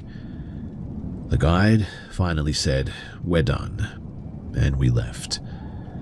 Nobody tried to convince us to stay, and outside the air felt warmer than it should have. We walked across the parking area toward the cars without saying much, and just before getting inside, I glanced back at the hospital, and one of the upper floor windows was illuminated, and that was impossible, because, like I said before, there was no power in the building. I thought that maybe it could have been somebody else's flashlight, so I watched the window, but the light moved slowly. It passed across the room and then just disappeared. Then a shape stepped into the window, and it looked pretty much like the same thing that I had seen in that hallway. Except now, I could tell how tall it actually was. It was standing several feet back from the glass, and even from that distance, its head appeared almost level with the upper frame of the window. My father saw it too this time, and he didn't ask what I was looking at. He just unlocked the car, we got inside, and we drove away. Neither of us said a word until we reached the highway. A few miles later, my father asked me whether I had noticed the thing in the window, and I said yes. That was the first time that either of us admitted that we'd seen the same thing. The detector was still in my pocket. I had accidentally taken it with me in all of the confusion and the panic, and I had forgotten about it until we stepped out for fuel. When I pulled it out, the plastic housing was badly distorted around the battery compartment.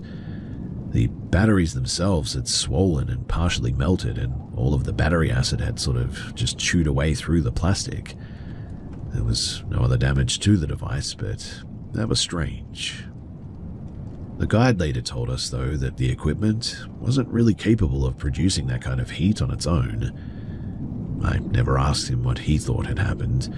I didn't really want to hear the answer. What bothers me the most, though, are the handprints. Because when we went back over the photographs that we had taken inside, we noticed something neither of us had seen at the time.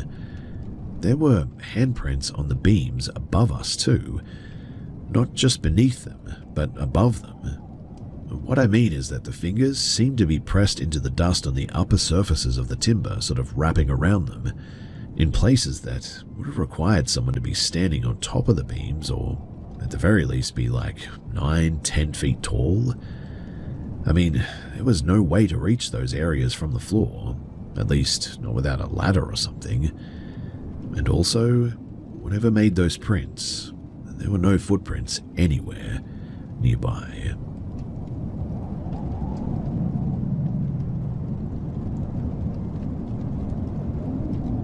I grew up in a pretty weather-beaten farmhouse in western Kentucky that had been in my family for generations. My great-grandmother used to tell us that the original house had been rebuilt after a fire and that parts of an old schoolhouse had been incorporated into the renovation. Whether that was actually true or just one of those family stories, I never really knew. What I do know, though, is that house, it never felt empty. There were only 4 of us living there when I was growing up: my parents, my younger sister, and me. But there were times when the place felt crowded enough that I would catch myself expecting someone else to walk into the room. The first thing that I remember was the dining room. We had an old wooden chandelier hanging above the table.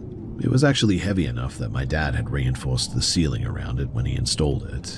It never swung normally. Instead, every once in a while, it would sort of slowly rotate several inches in one direction and then just stop dead. At first, we blamed the heating systems or the drafts, but then it started happening when the windows were closed and the furnace wasn't running. My mother eventually stopped mentioning it, but the kitchen, that was even weirder. We'd wake up and find drawers pulled open several inches all the time. Not all of them, but usually just 1 or 2, and my dad actually installed magnetic catches on the cabinets after my sister was little, and those catches would occasionally be lying on the counter, despite nobody remembering removing them.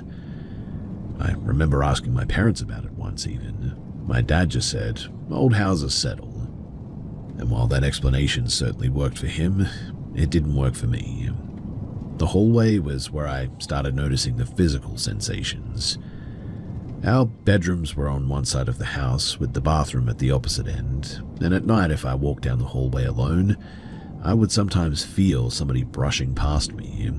Not a breeze as well, it actually felt like a person was squeezing past my shoulders in a hallway that wasn't wide enough for 2 people. I'd actually move against the wall to let them through in the end, as weird as that sounds. Nothing would ever be there, but sometimes I would even hear humming afterward. It was always the same little sequence of notes too, almost like somebody was quietly singing without words. I'd hear it behind me as I walked, but the moment that I reached the bedroom doorway, it would stop. Every single time it would do this too. And eventually I started rushing down the hallway just to avoid hearing it. My bedroom, though, was definitely the worst part of the house. The room, it had one window facing the fields, and at night, I always kept the curtains closed because of something that I could never explain about the shadows. They weren't normal shadows. I would lie in bed and see dark shapes moving across the opposite wall. Sometimes they looked almost human as well, but never completely, and they would stretch and shrink or slide slowly from one side of the wall to another. The strangest thing was that they seemed to react to me too. If I sat up, the shape would change. If I turned toward the wall, it would move. If I rolled over and tried to ignore it, I could sometimes see the shadow reposition itself in the corner of my vision. By the time that I was about 14, I slept with the lamp on every night. Then, the noises began too. They always started sometime after 1 in the morning, and there would be like a deep vibration somewhere underneath the house, almost like a distant engine idling underground. The window glass would even tremble slightly in its frame, and then came the knocks. Always 4 of them, and they sounded as though somebody was hitting the wooden floor beneath my bed with a closed fist. My younger sister eventually started sleeping in my room because she was afraid of her own bedroom, and that lasted less than 2 weeks. One morning, she told my mother that she couldn't sleep in there anymore because the room feels like there's no air in there. She moved her mattress into the living room and refused to go back. I never did tell her that I'd been feeling the same way. The house, though, also seemed to develop a bit of a pattern whenever something bad happened as well. For instance, my grandfather suffered a serious fall at one point, and a few months later, one of our dogs disappeared from the property and was never found. Then a section of the barn collapsed during a completely calm afternoon, despite having been inspected earlier that year. Each time there had been strange activity in the house beforehand as well, and I never claimed that the house caused any of those things. I still wouldn't, but when you're a kid living somewhere like that, you start connecting things whether you want to or not. Eventually, my parents decided to sell the place, and the day that we moved out, I remember standing in my bedroom for the last time and feeling something that I hadn't felt in years. Nothing. No pressure, no humming, no sensation of somebody standing behind me, just an ordinary and empty bedroom. We moved into a house in a nearby town, and almost immediately the strange things stopped, like completely. And I haven't experienced anything like what happened in that farmhouse since then. There are still the occasional things that happen that are sort of completely explainable, but that place always felt different. It felt like there was a ghost wandering around looking for someone all the time, and it felt more like the house itself had developed a pattern and somehow we sort of became a part of it. All the noises, the shadows, the pressure, even the same sounds repeating themselves at the same times became a part of our routine. Whatever was happening there, it didn't follow us, which I was so thankful for. And quite honestly, I am perfectly happy never finding out what would have happened if we had stayed.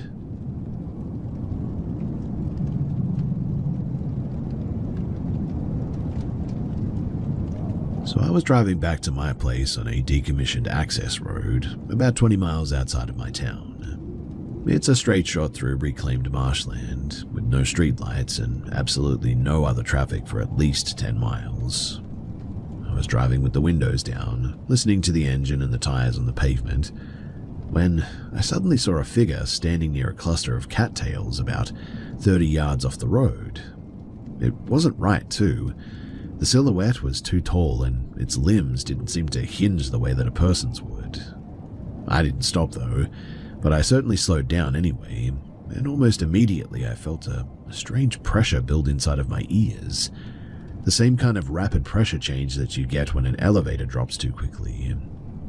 I drove another mile before reaching my driveway, and when I cut the engine, the silence was absolute. I looked back toward the marsh, and that's when I saw the light. Hovering above the distant tree line was an amber-colored sphere. It wasn't pulsing like a beacon. It was vibrating in place so rapidly that the edges of it seemed to blur, almost as though the air around it just couldn't quite keep up with it. I watched it for maybe 10 seconds. Then it shot straight upward. There was no gradual acceleration. 1 second it was hovering over the trees, and the next it was gone into the cloud cover.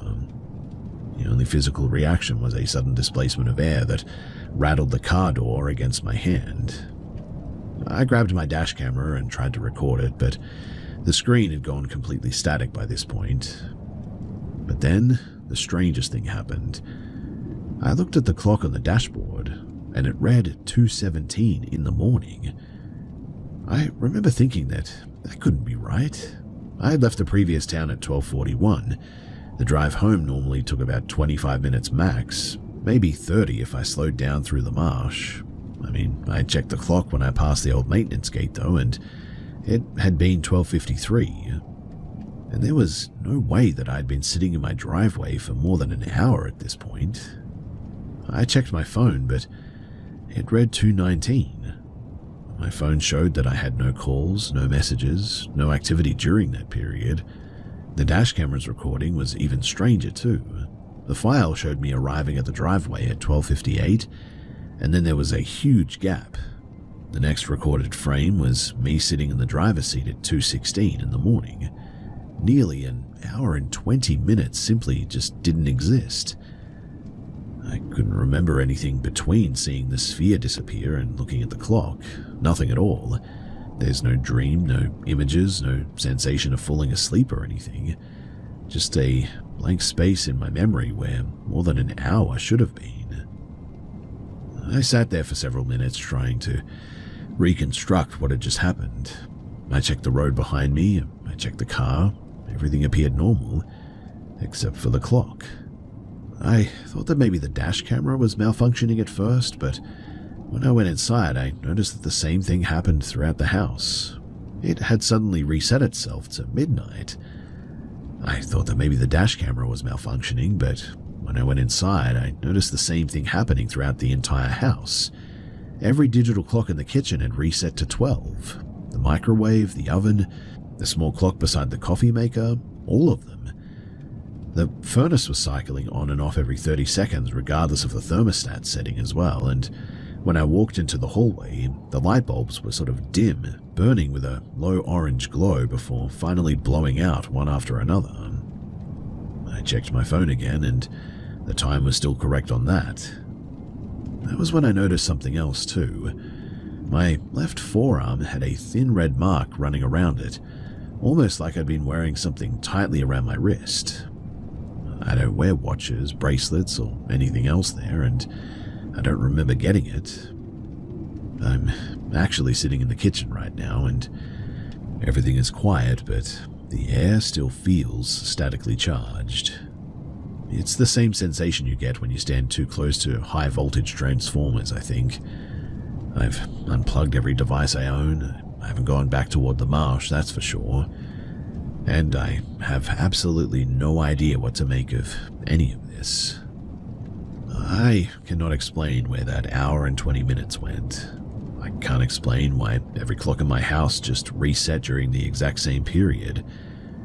I keep thinking about that figure standing beside the cattails too, and then I keep thinking about the sphere rising into the clouds, and I just cannot shake the feeling that those two things weren't separate. For some reason too, it feels like something found me, stopped the clock, and then left me with just enough memory to know that I'm missing something.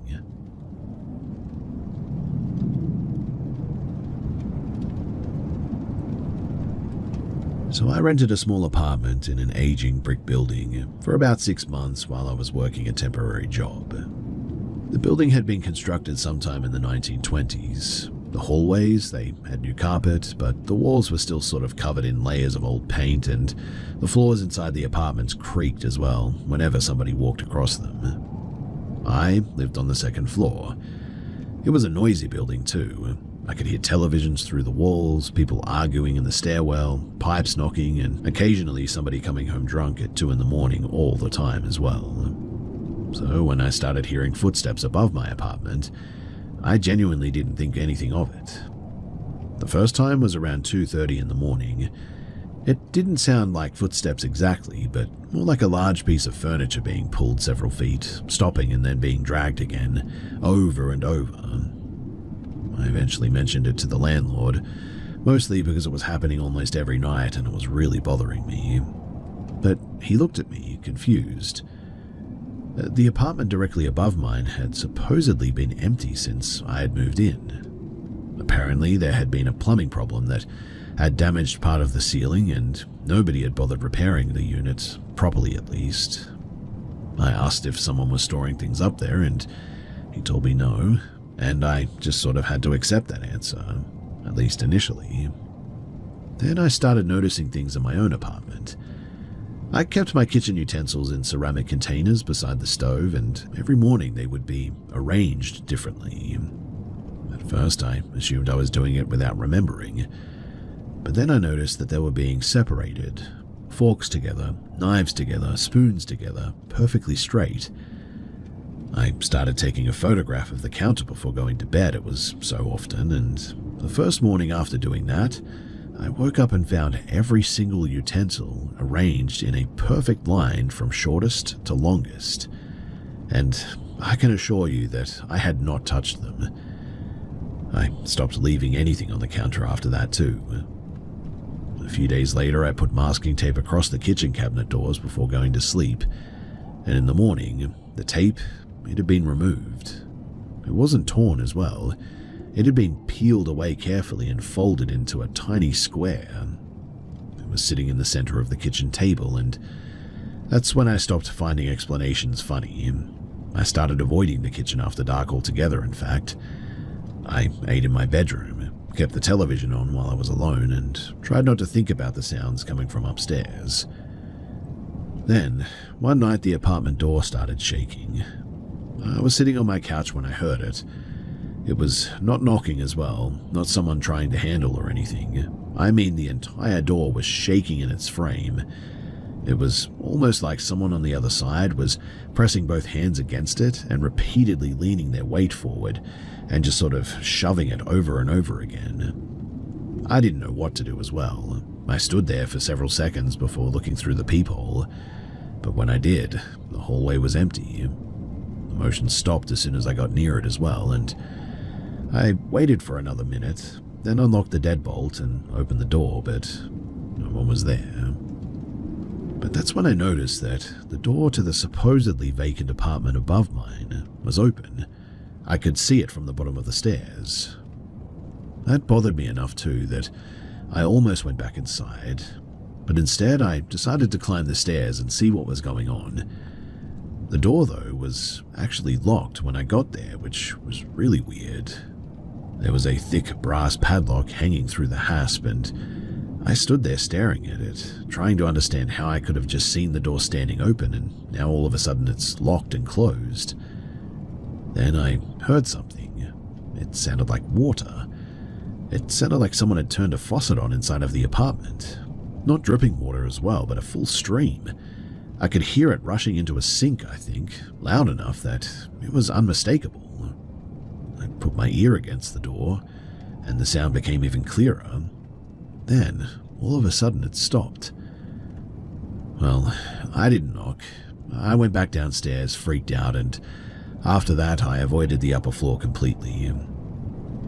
A couple of weeks later, I decided to move as well, and while I was carrying the last of my boxes outside, the building manager helped me get one particular heavy box down the stairs, and as we reached the sidewalk, he glanced back toward the building and then he asked me which apartment I'd been renting. I pointed toward my window. He was quiet for a moment. Then he said, "You know someone died upstairs, right?" I told him that I'd heard the apartment had been empty, and he nodded. He said that an older man had lived there for years before the plumbing problems. He apparently lived almost entirely inside that apartment and rarely spoke to anyone. I asked what happened to him, and the manager didn't answer immediately, but he just said that the man's belongings had been removed years ago. Then he looked at me and asked, Did you hear the water by any chance?" I remember stopping with the box still in my hands. I asked him what he meant. He wouldn't explain any further. He just told me that the plumbing in that apartment hadn't worked in years. I never told him about the footsteps, about the kitchen, the door, the counter, or anything else. I just never went back.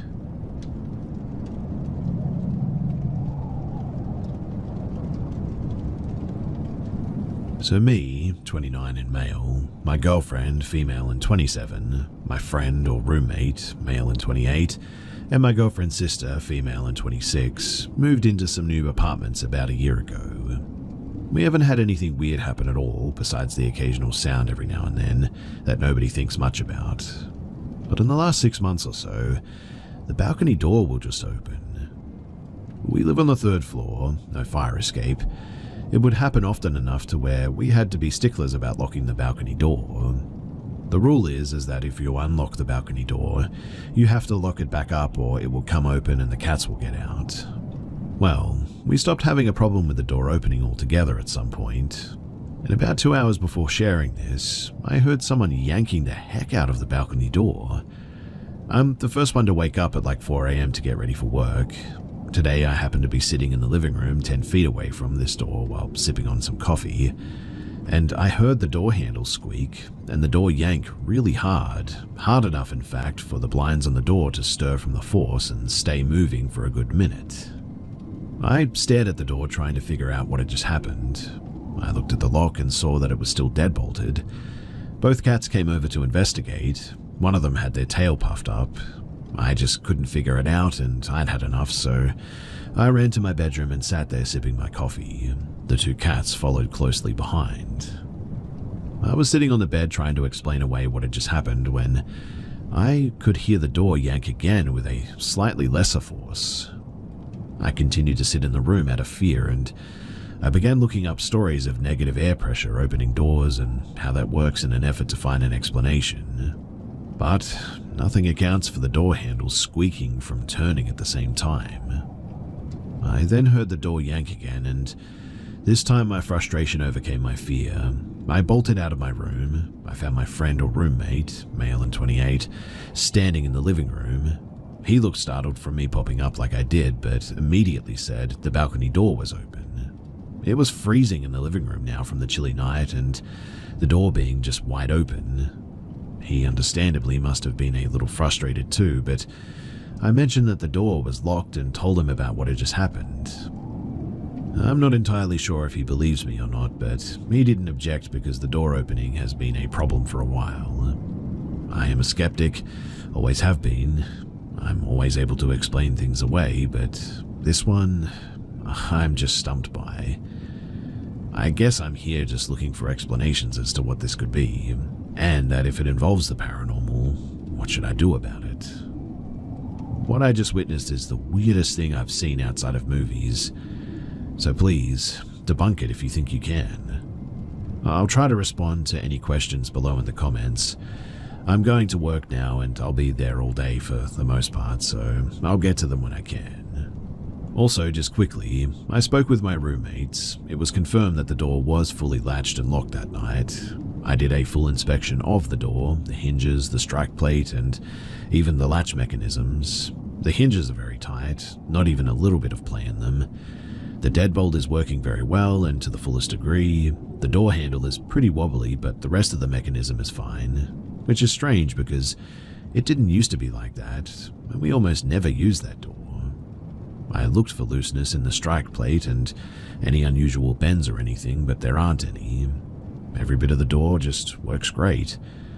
I tried yanking on the door myself. There's no way that there can be any movement, let alone enough to cause the blinds to move to the degree that they did. I positioned the handle mechanism to sit just loose enough on the strike plate to not latch but not fully open either. This was very difficult to do, but I then yanked the door a few times, and it takes a great amount of force with both hands to pull the door open from this position. If wind or negative air pressure was the issue, it would have taken a heck of a lot, which I'm not saying is impossible, but there would be obvious evidence of this for sure. But even if this was the case, the deadbolt was fully latched, like I said. It is also confirmed that there were no windows open that night anyway. I remember it being a very still morning in terms of wind, in fact, and I asked my co-workers along with my roommates if it had been windy at any point in case I missed it. But everyone said that it was not windy in the slightest at all, not even a breeze. I feel really weird coming to the conclusion that an ethereal being of some kind opened my door forcefully, but it's looking more and more like I will have to accept this as my answer. I'm still open to any other ideas to investigate or reasons to explore what could have caused this, but I'm running out of answers, and that is pretty frightening.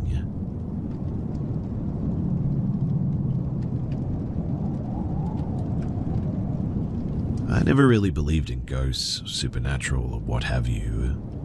There were several things that happened where I questioned it, I suppose, but I would just explain it away in my head, even if the explanation isn't even that good. For instance, me and my wife were in bed and we felt a thump on the bed.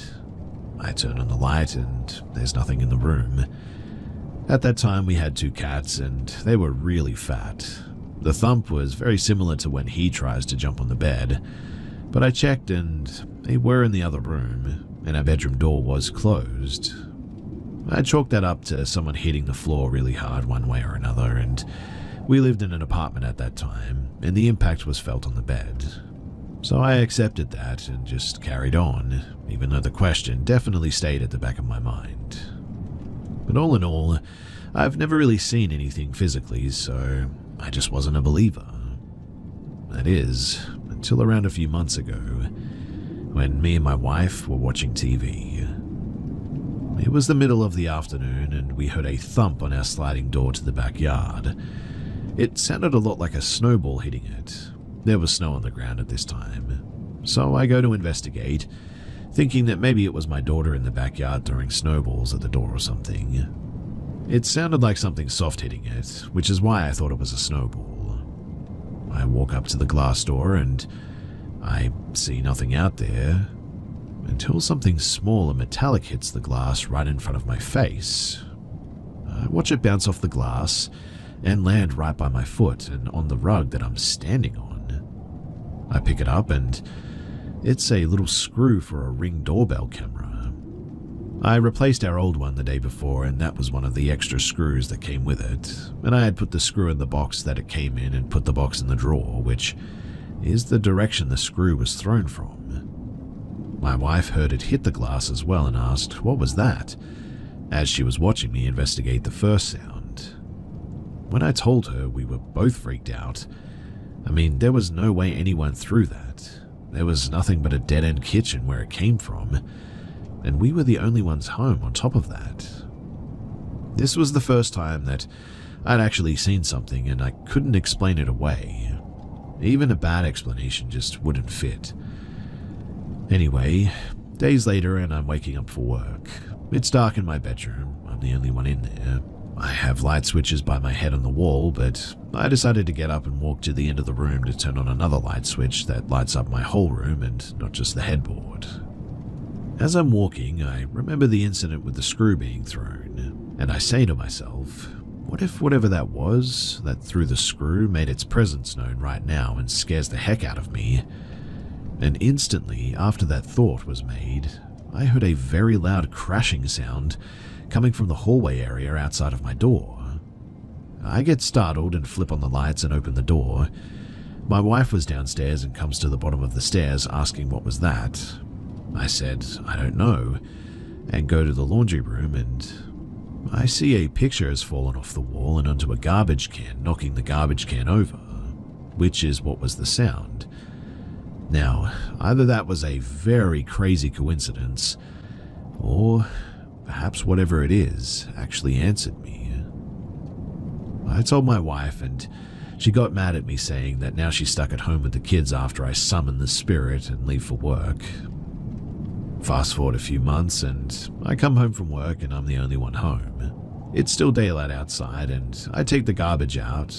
As I'm walking back to the front door, I feel a little rock hit me in the back of my arm. I turn around and see nothing. I look up and around and see absolutely nothing or no one around. But the craziest thing is that this was caught on my Ring doorbell camera. I've watched it many times, and I can assure you that there was no one anywhere. I could not see the rock on the camera, obviously, because it was too small, but it had to have been thrown from directly behind me, judging from where it had hit me. It was not thrown hard either, but just hard enough that I could feel it. I never could find the rock, but I imagine that it was pretty small because I never picked it up on the camera. Although, I should probably entertain the possibility that it wasn't a rock at all.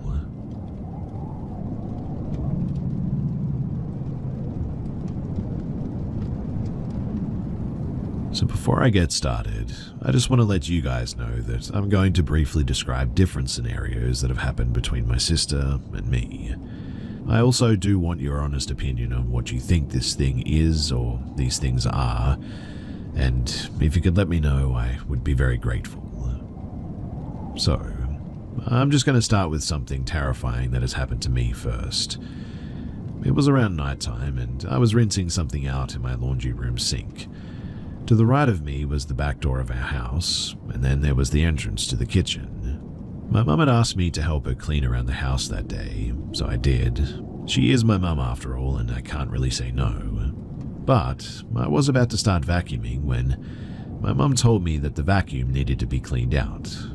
So as I was emptying it, I noticed a sponge that was part of the vacuum that was very dirty, so I walked over to the laundry room sink to get it nice and clean.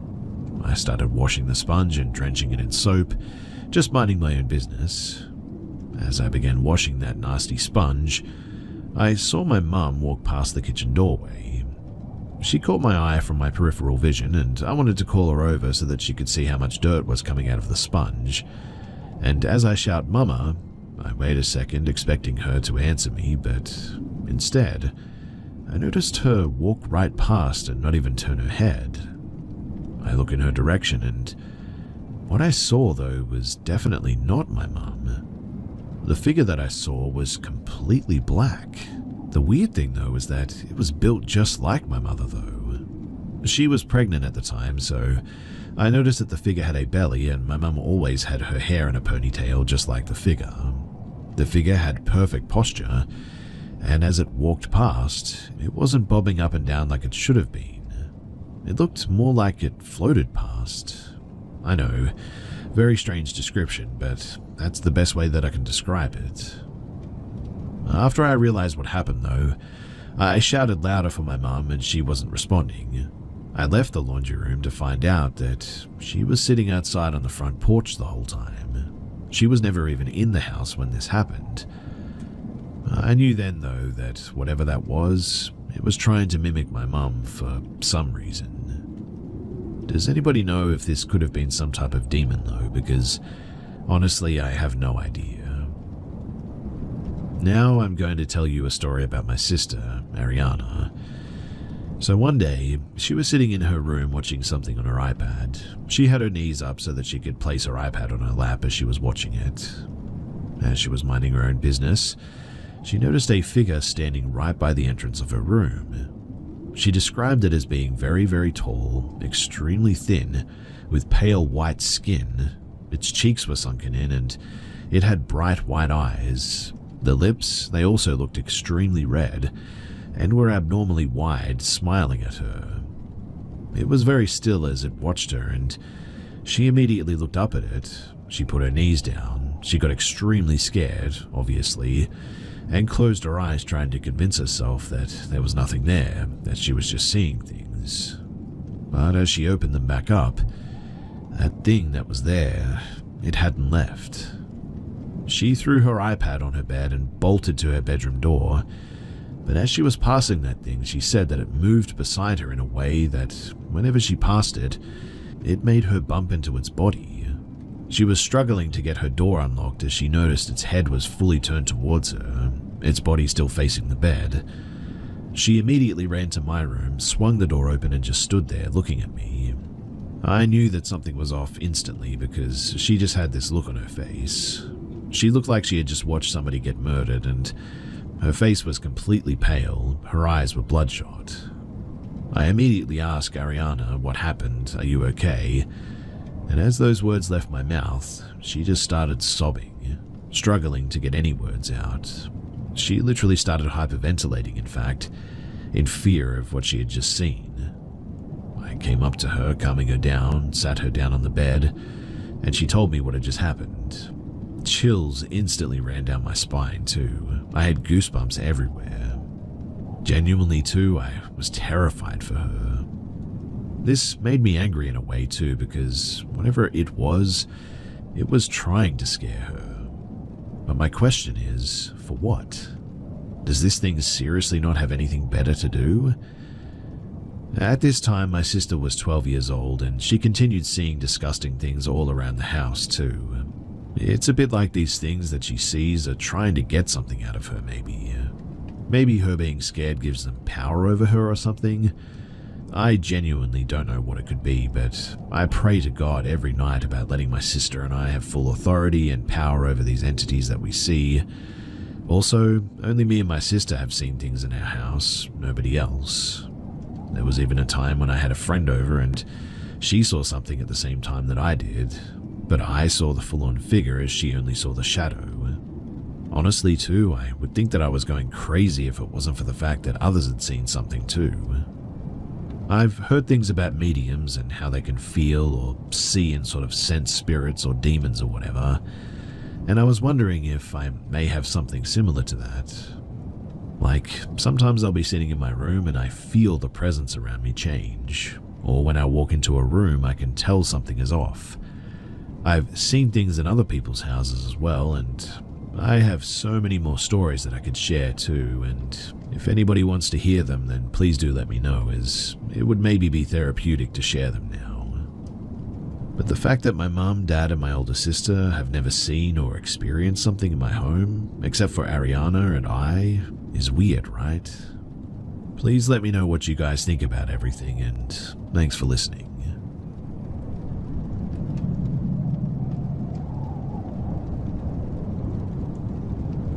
I, a 28-year-old female, live in a small, seemingly safe, but not so aesthetically nice subdivision. My partner, 30 and male, works in law enforcement, so I am home alone many nights throughout the week. Now, a few months ago, we adopted a small dog, and since I work remotely, I frequently take our dog on walks throughout the neighborhood for exercise and to help with potty training. We've lived in the neighborhood several years, but normally we don't walk the neighborhood much, so we don't really know many of our neighbors. Now that I go outside more, I'm beginning to meet more of our neighbors, which is nice. Usually it's a simple like hello in passing, but there are a few neighbors I now speak to pretty frequently.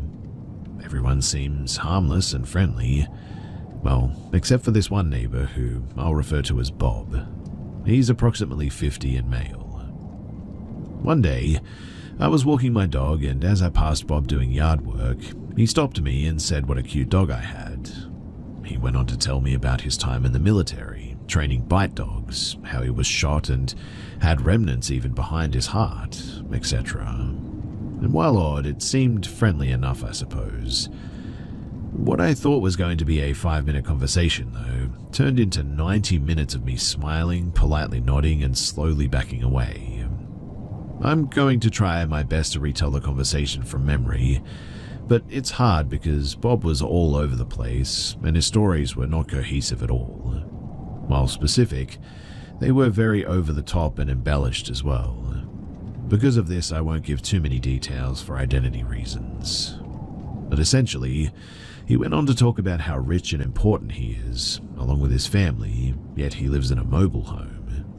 He said that he's so important that he's had every presidential cabinet on speed dial, that the government has flown him around the world on Apaches to do top-secret missions, that his family had gotten away with murder and it's been swept under the rug by the government, that even Googling his name would have the authorities sent to your door for questioning.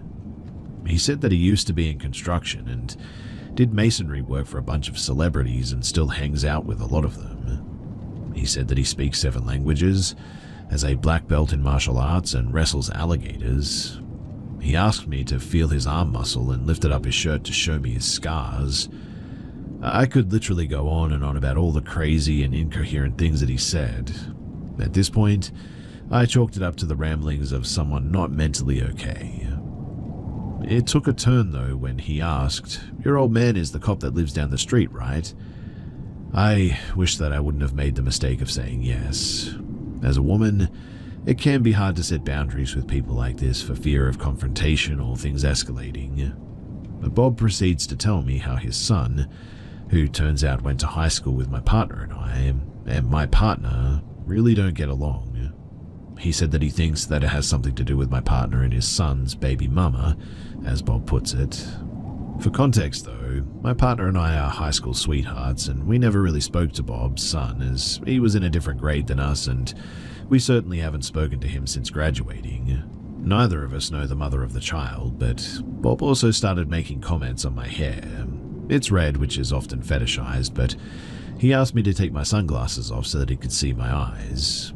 He then said that I reminded him of an old neighbor that he used to have, and he also said that I reminded him of his daughter. He kept saying that you're a pretty girl and that I reminded him of his daughter. He then proceeds to tell me about all the hot women that he's slept with and how he's been to court for over 50 paternity tests and wants to know if he might be my dad. I'm not originally from this area, and my parents have been together 33 years. No way Bob is my dad at all. I'm sure that I'm leaving a bunch of stuff out, but you get the gist, right? I finally was able to make a break for it, finished my walk, and I instantly headed home. This was about 3 weeks ago, and I no longer go for walks with my dog. I take him to a park or a friend's house instead. But since then, Bob has come to my house and knocked on my door 3 times, the last time being today.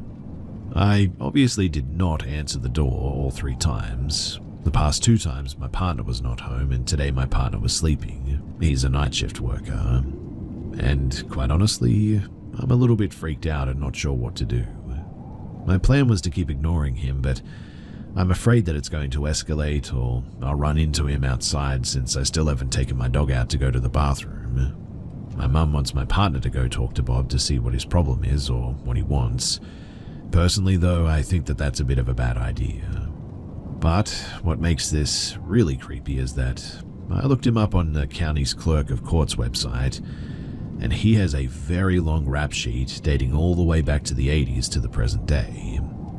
It started off with traffic infractions, careless driving, running stop signs, etc., but quickly escalated to possession and dealing of meth and cocaine, several charges in fact, charges of soliciting prostitution, 2 charges of kidnapping, and tons of battery charges, aggravated assault with a deadly weapon, grand theft of firearms, burglary with a firearm, domestic violence, violation of a protection order, and that's all I saw before I genuinely just had to stop. I even thought maybe I was looking at the wrong person, but I confirmed the full name and date of birth, so it's definitely him. I'm going to do some more digging, but please do let me know what you guys think. Do you think that I should do something about this? Do you think that we should confront him? He's obviously mentally unstable, but do I really have something to worry about? Or should I just let this go and get on with my life?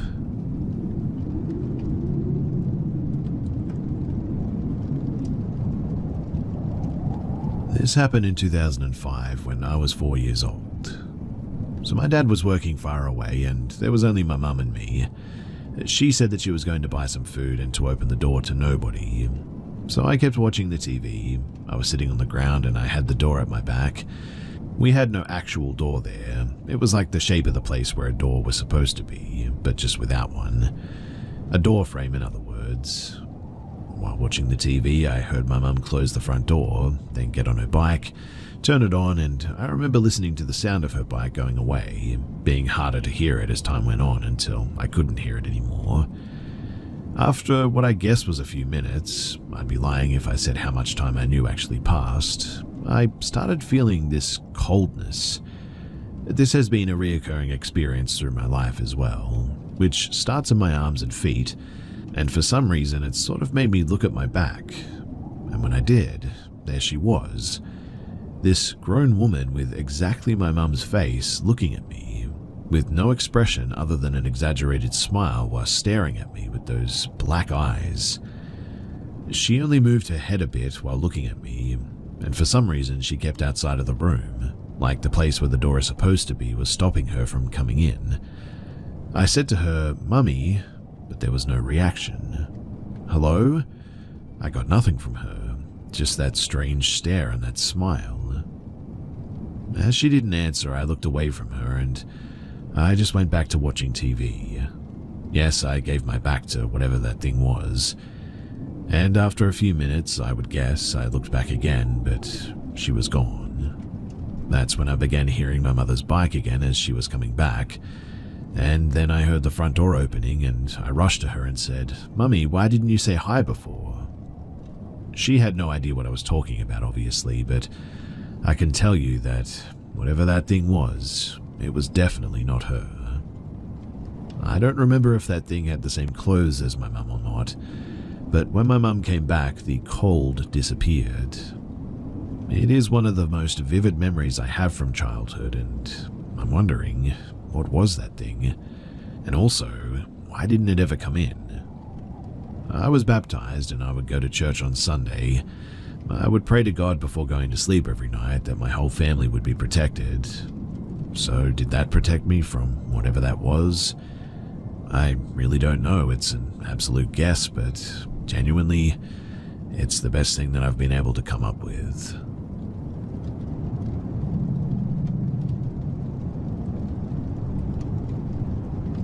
So I don't particularly believe in the paranormal. I've had a small number of experiences, of course, that could possibly fall into the category of paranormal, or maybe just a vivid imagination.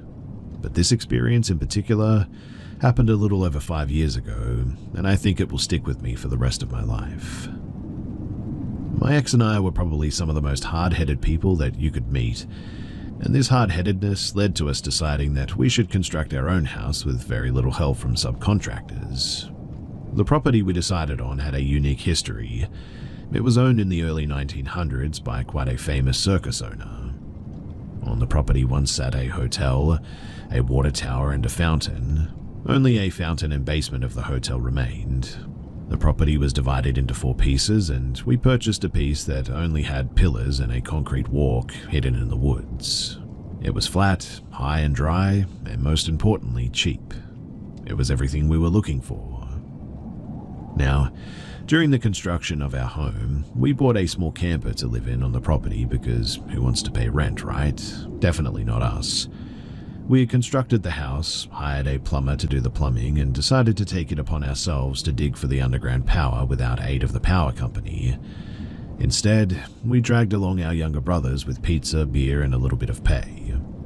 We were all working far into the night as the trencher that we rented didn't quite go deep enough, so we resorted to hand digging the last few inches along the 200 feet to the power pole. Since the plumbing worked in the house, we tried our best to use the toilet inside to minimize the amount of waste in our camper tank. We were definitely not fans of cleaning that thing out. I had to pee really bad, so I left the group of guys huddled over the trench digging and ran into the dark house. I didn't bring a phone or a flashlight, just my body. I left the front door open to allow for light to come through from the lights that we had illuminating our work area. I sat down and did my thing, only for the front door, to slowly close. I sort of froze on the toilet as I was completely shrouded in darkness. "I'm in here peeing," I called out, thinking that it was one of the guys. There was no response. All I could hear were footsteps coming toward the bathroom. "It isn't funny," I yelled, thinking surely it must be my ex pulling a prank on me. The footsteps, though, they grew closer and stopped right in front of the open bathroom door. "Stop, please. I don't like it. It's not funny," I pleaded, feeling my heart beat hard against my chest. "D, stop, for real." And it was then that I could hear what sounded like a soft chuckle from outside the door. Furious and scared, I threw the toilet paper roll. It hit nothing but the floor. "D, please, just stop. You're really scaring me." Nothing. Not a single response. I hurriedly pulled up my pants and stood near the toilet, fear gripping my chest. There was no way that I was walking out of that bathroom at that point. No way. So I didn't. We had a small bathroom window, a bit off the ground, and I climbed out of it as fast as I could. I scraped my arm on the brick getting through, but I didn't care a bit. I ran around the dark side of the house to where the boys worked in the light, and I saw them all there intently working on the trench. "That wasn't funny, D," I said, tears still stinging my eyes and my chest aching. "Well, what wasn't?" he asked, looking up from where he was kneeled over digging. And I could tell in that moment, when they all looked at me, that he was telling the truth and that they were oblivious. So, who closed the door so quiet and methodically like that? Whose footsteps did I hear? Was the soft chuckle my imagination? Following that incident, we completed the house and finally moved in. Our front door would lock us out unexpectedly and for seemingly no reason, despite us changing the lock multiple times. We ended up keeping a spare key outside after being locked out one night with no phones or keys. I awoke from my sleep to find a dark figure standing at the edge of our bed one night. We heard someone whistling a soft tune when we had a bonfire in the middle of the night, and the combination of all of it makes me now lean towards something being there on that property. But the skeptic in me still really loves to deny it.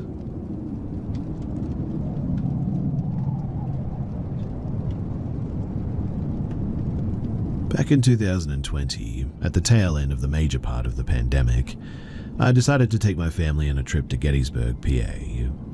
I love history and love reading everything about the Civil War, and Gettysburg is supposed to be a very haunted place, so you would expect to see things out in the battlefield, cemeteries, and old buildings and all that.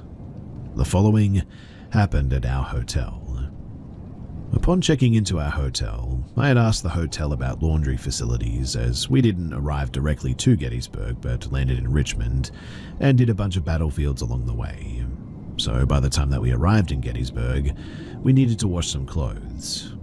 I tend to pack pretty light, like bring enough clothes for half the trip, but then I do a wash midway. And since this trip was mainly for me and my son, my wife was like, no, you're doing the laundry.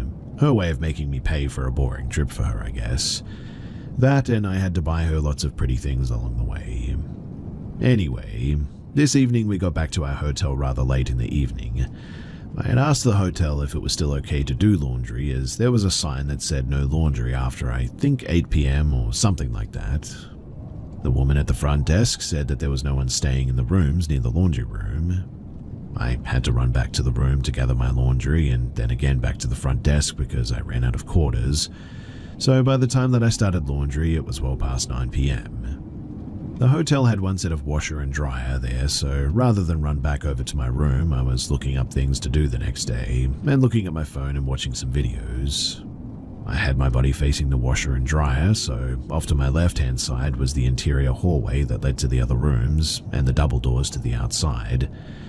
The noise from the washer was a bit loud when you were in the room. Then when I had my clothes in the dryer and washer, it was even more loud.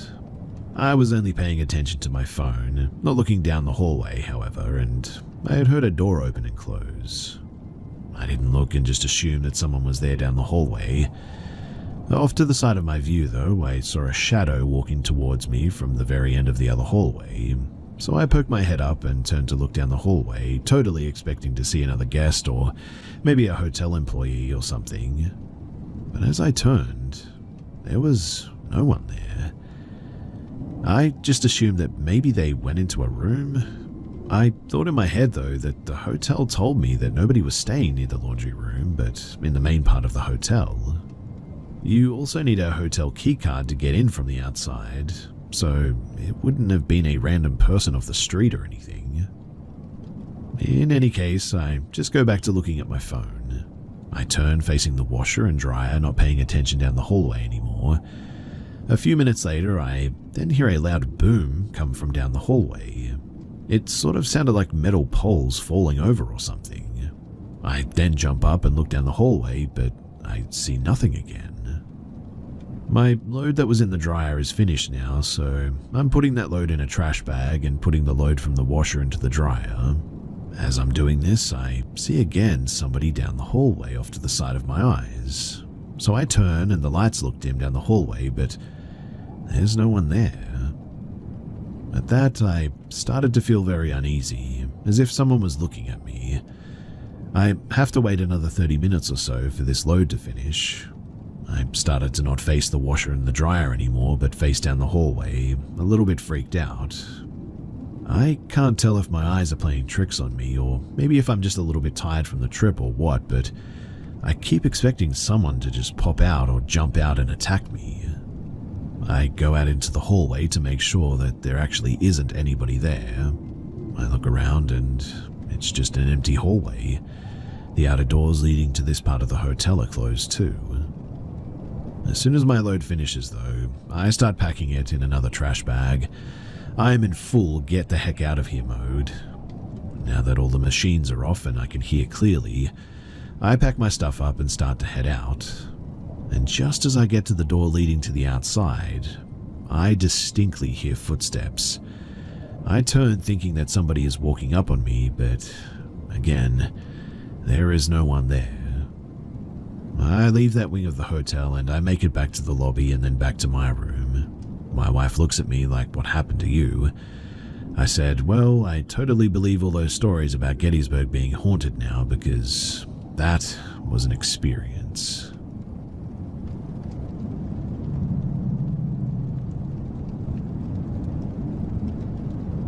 When I was a kid, we lived in a small, isolated house on the edge of a half-developed neighborhood. There were only about 6 houses on our block, and ours was the last one before many overgrown weeds and empty land stretched out into the dark. At night, the area was deserted, and you'd rarely see anyone stepping outside. I lived there from the ages of 7 to 13, and looking back, it felt like I was trapped inside one of those disturbing, uncanny horror films where reality always seems just a little bit off.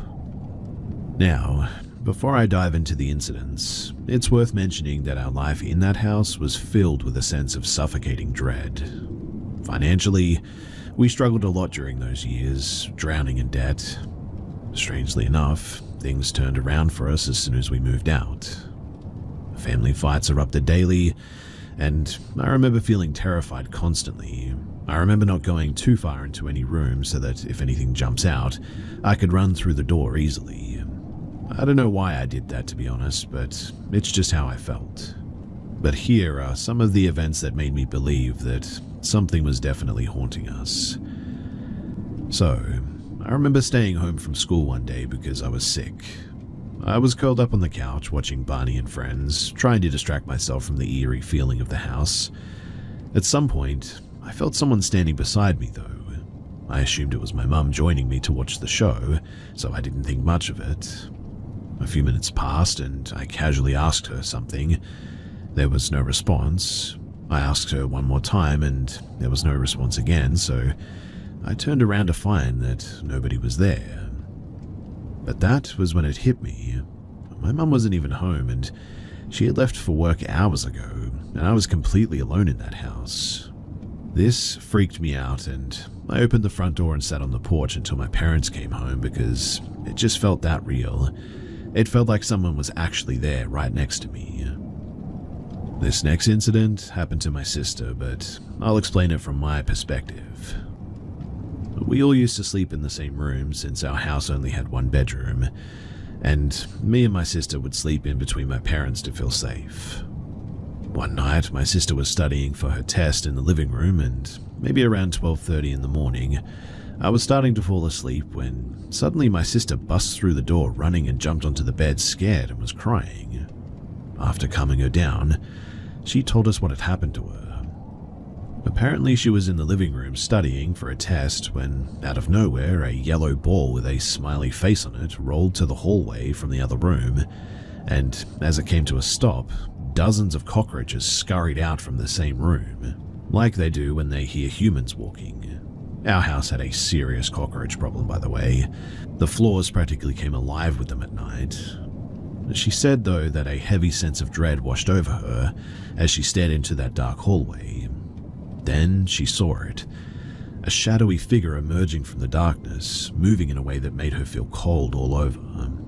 She also told us that she felt stuck for a second and froze in fear before she ran into the bedroom, and that's when we met her.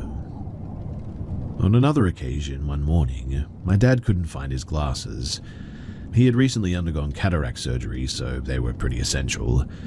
The whole family spent what felt like hours and hours scouring every inch of that house. We checked his shelf multiple times, which was where he usually kept them, but they were just nowhere to be found. Eventually, we left for school defeated and convinced that the glasses were gone for good.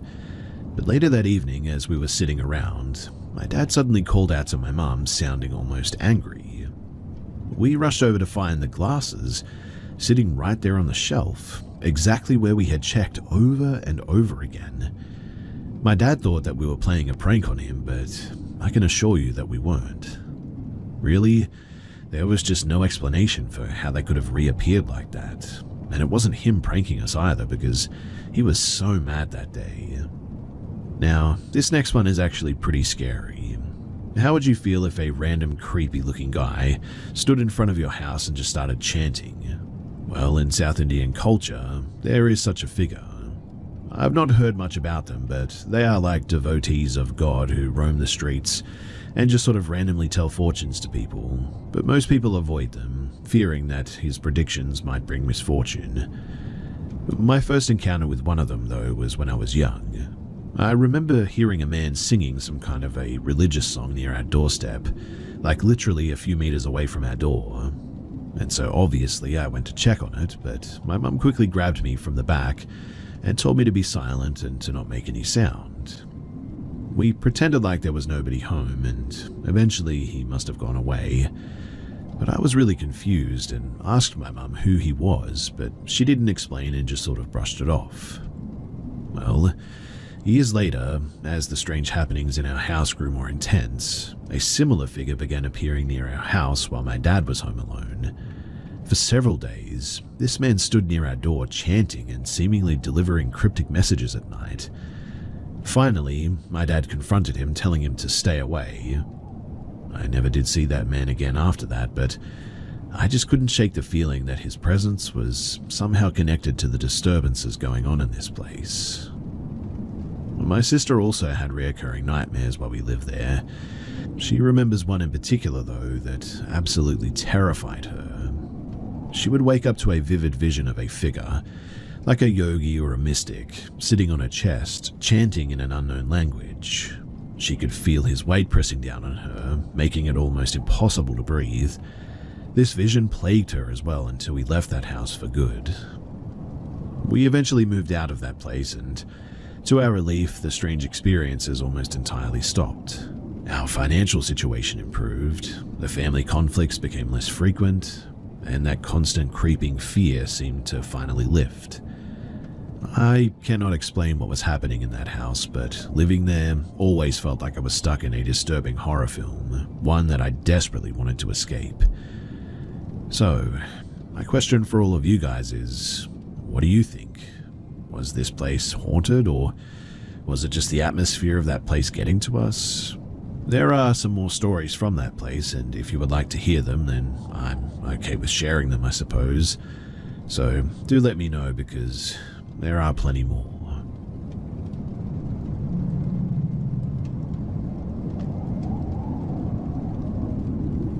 One year ago, around this time, I was bored and scrolling the web, nothing unusual for me, when I decided to go on Omegle.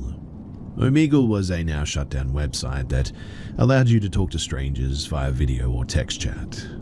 It was around for a long time, and I used it frequently when I was younger as a bit of a time waster. There were plenty of creeps on there, sure, but I've had an equal amount of pleasant interactions and conversations on the site too. On Omegle, you could type in tags as well, basically keywords that describe the type of conversation or person you're looking for, and you would match someone with the same ones. I always used alt for alternative. I feel like it weeded out a lot of rude people, I suppose, and connected me to more people my age. For reference too, I was 19 at the time. So, I connected with someone who called himself Kane, and we started chatting via text. He said that he was 23, and I said my age back. We exchanged some small talk, and before I knew it, we were pretty much talking all night. I mean, well, all night in fact.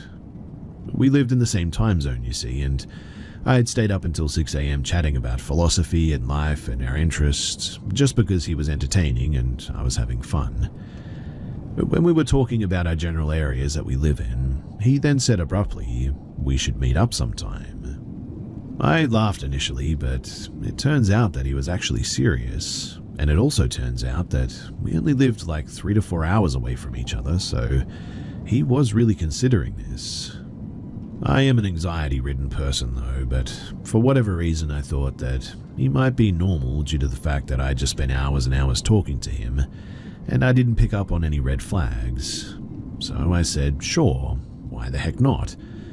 I know, this is an incredibly stupid mistake. I have a big heart though, and frequently make the mistake of giving others the benefit of the doubt. So, just like that, we started planning a camping trip. He was set on doing it just days after that morning because that was when he was off work next. I agreed because I didn't have anything to do at the time. I asked for his number so that we could talk somewhere else other than Omegle about the trip. He gave it to me and I texted it, and noticed that the message showed green on my iPhone. This indicated that he was using a Samsung or an Android. Teasingly, I said something along the lines of, "What's up with the Samsung?" After a few minutes, he texted back, saying that he had 2 phones and that one was for work. That was the first red flag that went off in my head. Why would he need 2 phones for work at his age? I mean, of course, there's possible reasons, I suppose, but it just set off that intuitive feeling, I guess. One that I regret not listening to in the end. I asked what the job was, and he said that he worked for the state.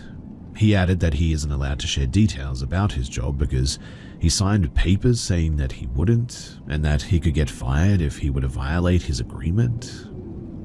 I was still wary of this, but I just figured that he must have worked for a police station or the town council or something to do with law enforcement or something, and that I was probably just overthinking it. Well, days passed and the date for our camping trip approached quickly. He wanted to take me someplace close to where he lives, Nimmer Mountain in New York. By the way, don't worry, this isn't near my actual house at all.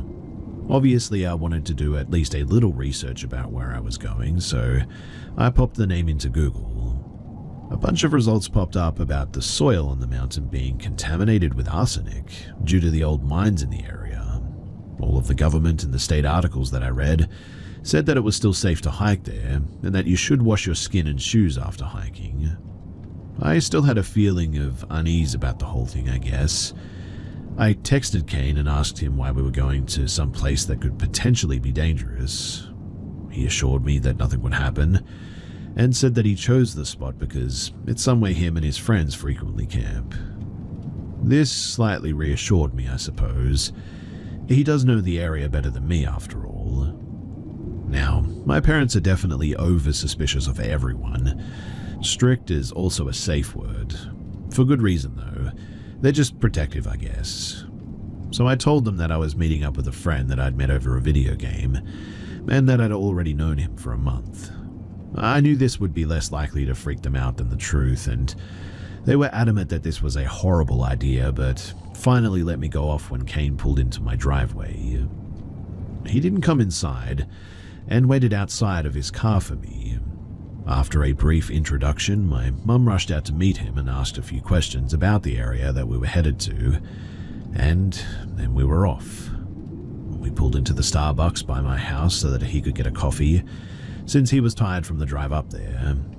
We sat in his car for about maybe an hour and a half afterwards, and during that time he asked me to rate the playlist that he put on, and showed me how he writes down every single song that he likes in a little notebook that he kept in his car. I thought that was a bit weird, but kind of sweet as well. Like, what guy these days writes down songs, right? After an hour or so passed, though, I told him that we should get going so that we can get to the campsite before dark. He kept saying just 5 more minutes, though, and after about 30 minutes of insisting that we need to leave to make it on time, he finally let us start on the road. While we drove the 4 hours up to our destination, Kane mostly talked about himself. He told me long stories about his friends and a girl that he used to date that he doesn't like. I thought that this was a bit strange. Who talks about another woman to a girl like this? After telling stories for about 2 hours, I tried to deviate to a brighter topic and asked what kind of things that he's into, hobby-wise. I already knew the stuff that he told me online, but I was trying not to suffer from awkward silence or any more of his weird ramblings.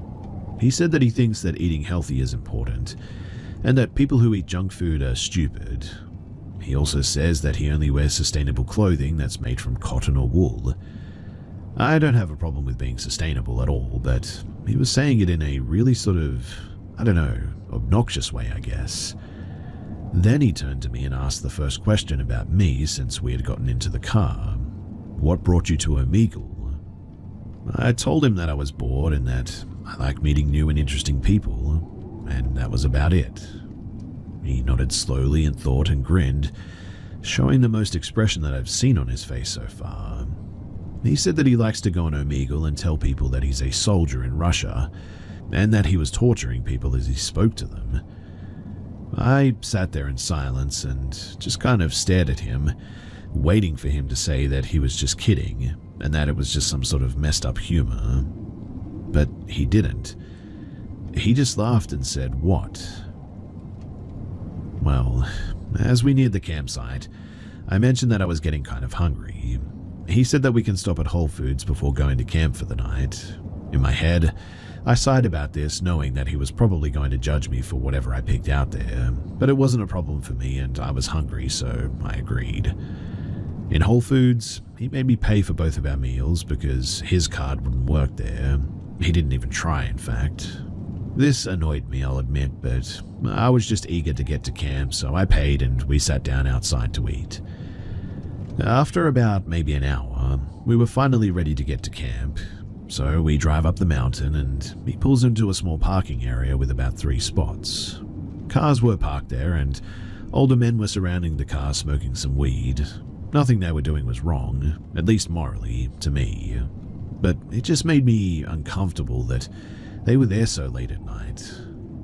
Before I could even mention it though, Kane says that it's too cold for him to carry our supplies to the campsite, which was about a 10-minute walk, and set up camp. I was taken aback by this. I said, "What do you mean? I'll help you. We didn't come up here for nothing." He insisted though and told me to get out of the car and to feel how cold it was. He said it would take a while to pitch our tent and that it was too much for us. Now, there was no way that I was getting out of the car and facing the men in the parking spot next to us, so I rolled down the window halfway and stuck my hand out. It was freezing, he was right about that. That night it was in the 30s and the wind chill felt worse being higher up. I was annoyed though, but I agreed in the end to sleeping in his car for the night. I was sad that our trip was basically wasted, to be honest, but it was the best that we could do. He sat in silence for a while, seemingly uncomfortable that I was annoyed and unsure how to comfort me. I slinked back into the passenger seat and started to scroll on social media, just trying to pass the time. He grabbed my phone out of my hand and said, "Come here." He patted his lap. I was already annoyed at the situation and confused on what he thought he was doing. I said, "You're funny," and reached for my phone that he had tossed onto the floor of the car. Before I could get to it though, he reached over and scooped me out of my seat and tossed me onto the back seat. Now, I don't remember most of it, but my eyes were squeezed shut and I was just praying for it to end. After he was done, he pushed me back into the seats and got dressed. He smiled at me and said, "How was it?" I just stared back at him with tears in my eyes. He climbed back into the front seat, propped his feet up on the wheel, and then he just went to sleep. I didn't know what to do. I sat there motionless in the back seat for about 2 hours trying to process what had just happened to me. I considered calling my mum, calling 911. I thought about it for what felt like forever. I already had been assaulted once in my life and it broke my parents' hearts. I knew that learning of this would absolutely destroy them, and I was also afraid of what would happen if I actually told them. I didn't want my dad or my brother to go to jail for life because they were angry and got revenge against this guy. So I just sat there all night, watching the men outside stare into the car and smoke on their joints. I don't remember falling asleep, but eventually I woke up to the wind hitting the car. I was in a fetal position sitting upright, holding my legs in my arms. Kane noticed that I was awake and said that it was time to go. I was actually scared of him, and it felt like my heart was leaping out of my throat. Adrenaline was pumping through my body, and I started scanning the back seat and our overnight bags for something that I could use as a weapon in case he were to pursue me again. I ended up holding onto my full metal water bottle, and it wasn't deadly by any means, but it could knock someone out, and holding it made me feel safer. That much was for sure. I stayed in the back and Kane started driving. I asked where we were going and he said to get breakfast, almost as if that was obvious and it was silly of me to ask. After driving down the mountain back into the city, we pulled into a parking garage and he tells me to get out, that we're here. I get out of the car and cling close to it, not wanting to let him get behind me. I was thinking about making a run for it, honestly, but didn't want to risk getting chased and overpowered by him again. I followed him to a little Mexican spot on the corner and he told me to order pancakes so that he could have some. This obviously ticked me off even more than I already was, but I didn't say anything because I was afraid that there would be consequences if I showed negative emotions at this point. I ate a few bites of my food and he happily ate the rest of my plate. He paid quickly with cash and took me back to the car, where he lay down in the back seat.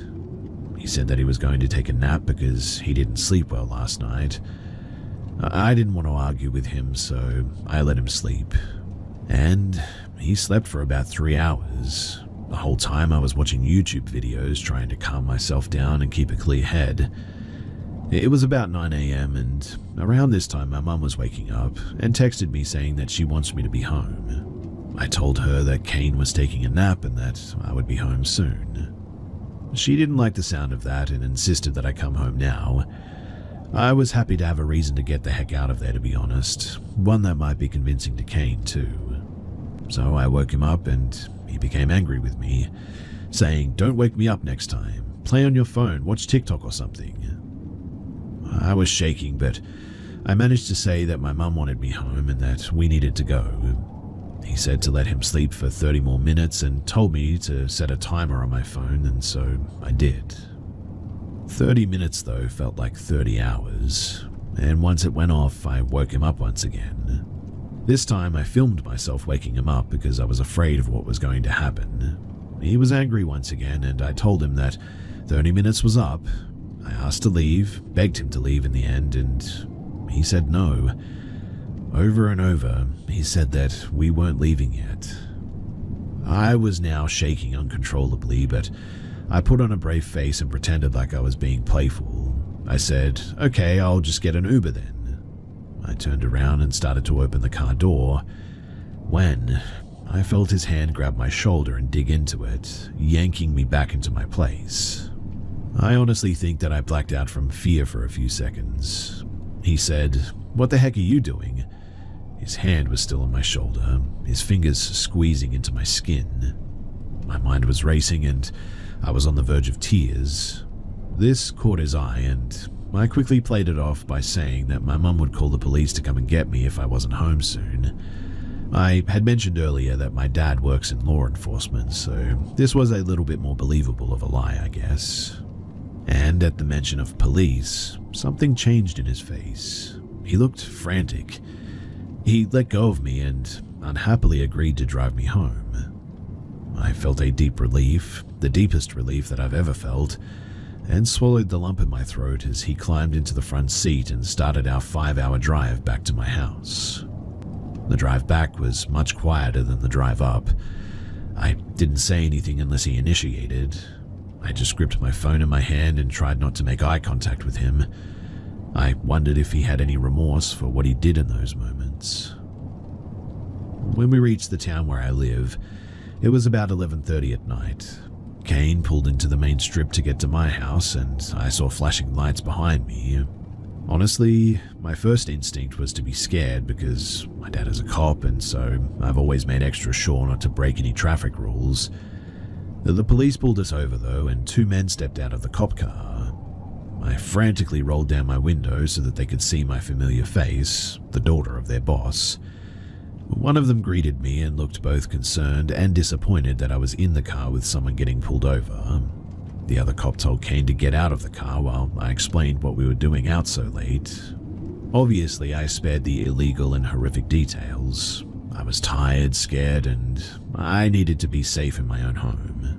I also didn't want them waking up my sleeping dad with such bad news.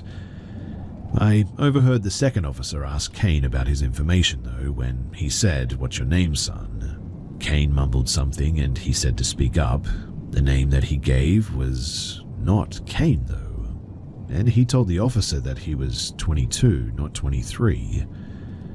My heart sank into my feet and I sat there motionless while they explained to Kane that he had missed a stop sign and that they were letting him off with a warning. They told me to get home and I nodded my head. When we pulled off, I let my emotions take over and I started screaming at the stranger that I was sitting next to. "Why did you lie to me? What is wrong with you?" He looked distressed from the volume of my yelling and told me to calm down, that he was sorry that he lied. He said that he only lied about his identity for his own safety. That honestly baffled me, considering that he had just assaulted me. I screamed at him all the way to my house, and as we pulled in, I threw the car doors open and started throwing my stuff out onto the lawn, desperate to just get far away from him now. He tried to talk to me, to offer more pitiful excuses for his disgusting actions, but I screamed at him to get away from me and that I never wanted to see him again. I gathered my stuff off the lawn and hauled it into my room while my parents slept soundly, unaware of the terrible secret that I had.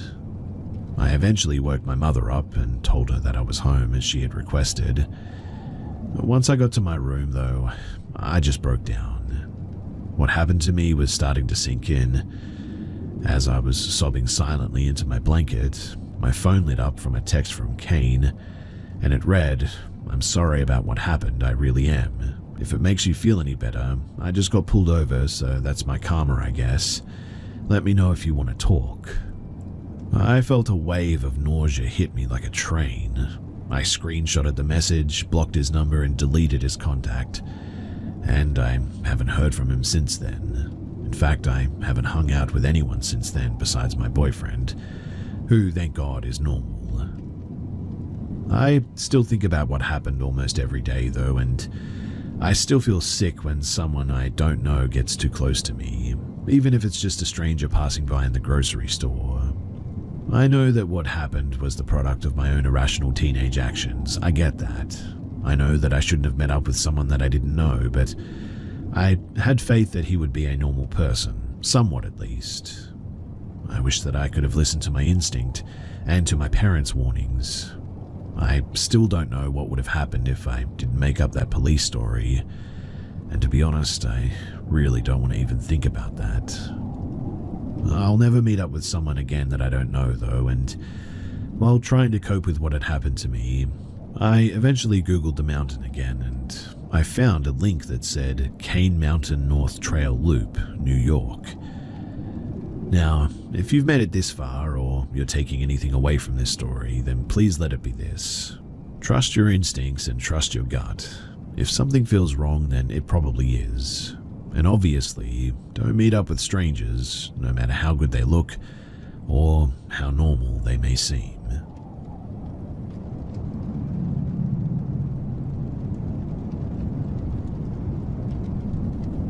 I worked in a jail for over 10 years in the control booth, running doors, cameras, radios, phones, you name it. I still work for the agency that runs it, but I no longer work at the jail. But I saw and heard a lot of stuff. Most of it was non-paranormal stuff, but you would often hear like strange noises and banging. Usually it was an inmate or door noises, but the side of the basement where the staff locker and the weight rooms are is admittedly creepy, and I often felt watched when I was down there by something other than the cameras. I've heard a couple of stories from trustees saying that they saw a black shape of a person standing in an empty cell or wet footprints in the kitchen when no one had been in there all night. Our IT tech also claims to have caught EVPs while in the jail, but I haven't heard them, so I cannot confirm either way. But I have two stories that have always stuck with me, one from a co-worker and one that happened while I was there. So one night my co-worker answered the phone, and it was a mother calling about her son. She gave his name and her name and said that her son had just been arrested for driving under the influence and she wanted to bail him out. My co-worker explained that her son hadn't arrived at the jail yet and would have to go through the booking process before he could get bailed out. My co-worker explained to her how to bail him out and where the jail was, to give the jail a call a little bit later to get an update. She asked that he let her son know that she was going to bail him out, though. The son was eventually brought in by the arresting officer, and my co-worker had a correction officer pass on to him that his mum was bailing him out. My co-worker listened to and watched the entire exchange between the son and the officer as the officer told him the message. The son was shocked, though, and stated loudly, "No, she's not. You're messing with me." The officer said, "I know my guy. He wouldn't mess around with you like this." But then the son said, "My mum is dead." They then confirmed the mother's name with the son, and it was the name given by the woman on the phone. My co-worker swears up and down, though, that he talked with a woman saying that she was his mum.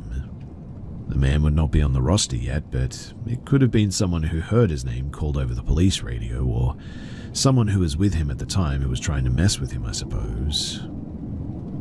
On another occasion, this story, my story, happened not long before I left the jail. So a few years before the incident I'm talking about occurred, a man had unfortunately self-deleted himself in one of the cells. The night that I'm talking about, one of the officers was doing his regular check of the units and came up to the cell the man was in a few years before. And the man that we had housed there was sitting up on his bed, facing the door which has a window. He had a blank look on his face and his eyes were open wide. He looked the officer straight in the eyes and said, "You couldn't find the man who had self-deleted in time, and you won't find me in time either." The man was brought down to a cell where he could be monitored and we went from there. The officer said though that he had to yell and shake him to get him to respond as if he was waking him up from a sleep. He was asked later what he knew about that cell or if he knew the man that he had named, and he said that he didn't and claimed that he didn't even remember saying anything. And yes, the officer in this story was working the night that the man had unfortunately ended his own life.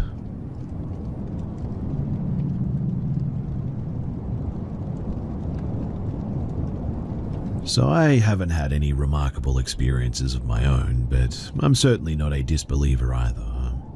I have a 5-year-old son.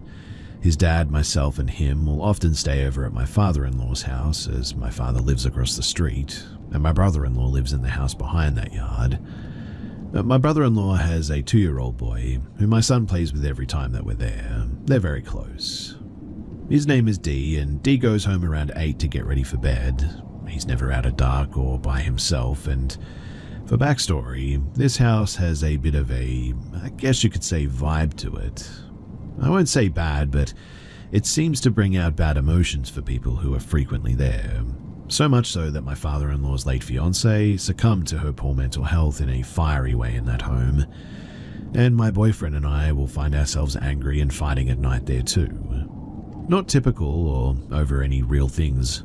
Not typical or over any real things either. This is also common for everyone who visits or has stayed there. Certainly not bad enough that we don't come around or anything, but what my son heard may just change that. At least at night. You see, a couple of nights ago while staying the night, about an hour or two after D had already went home, my son stops playing and starts running to the door, saying that D is here. I just heard him say my name. When we told him that D was at home and in bed, my son said, "No, I just heard him yell my name. He wants me to go and play with him." There was absolutely nobody else but my son and my boyfriend in that house, and we didn't hear anything at all. For how close the call he had heard came from, we should have heard it too. D is very excited over my son and is quite loud when hollering for him, and my son was genuinely confused when we verified that D was at home asleep. So, could this have been something trying to mimic D to lure my son? Or just a 5-year-old boy's imagination? He seemed very convinced that somebody had called him. It definitely put a chill down our spines.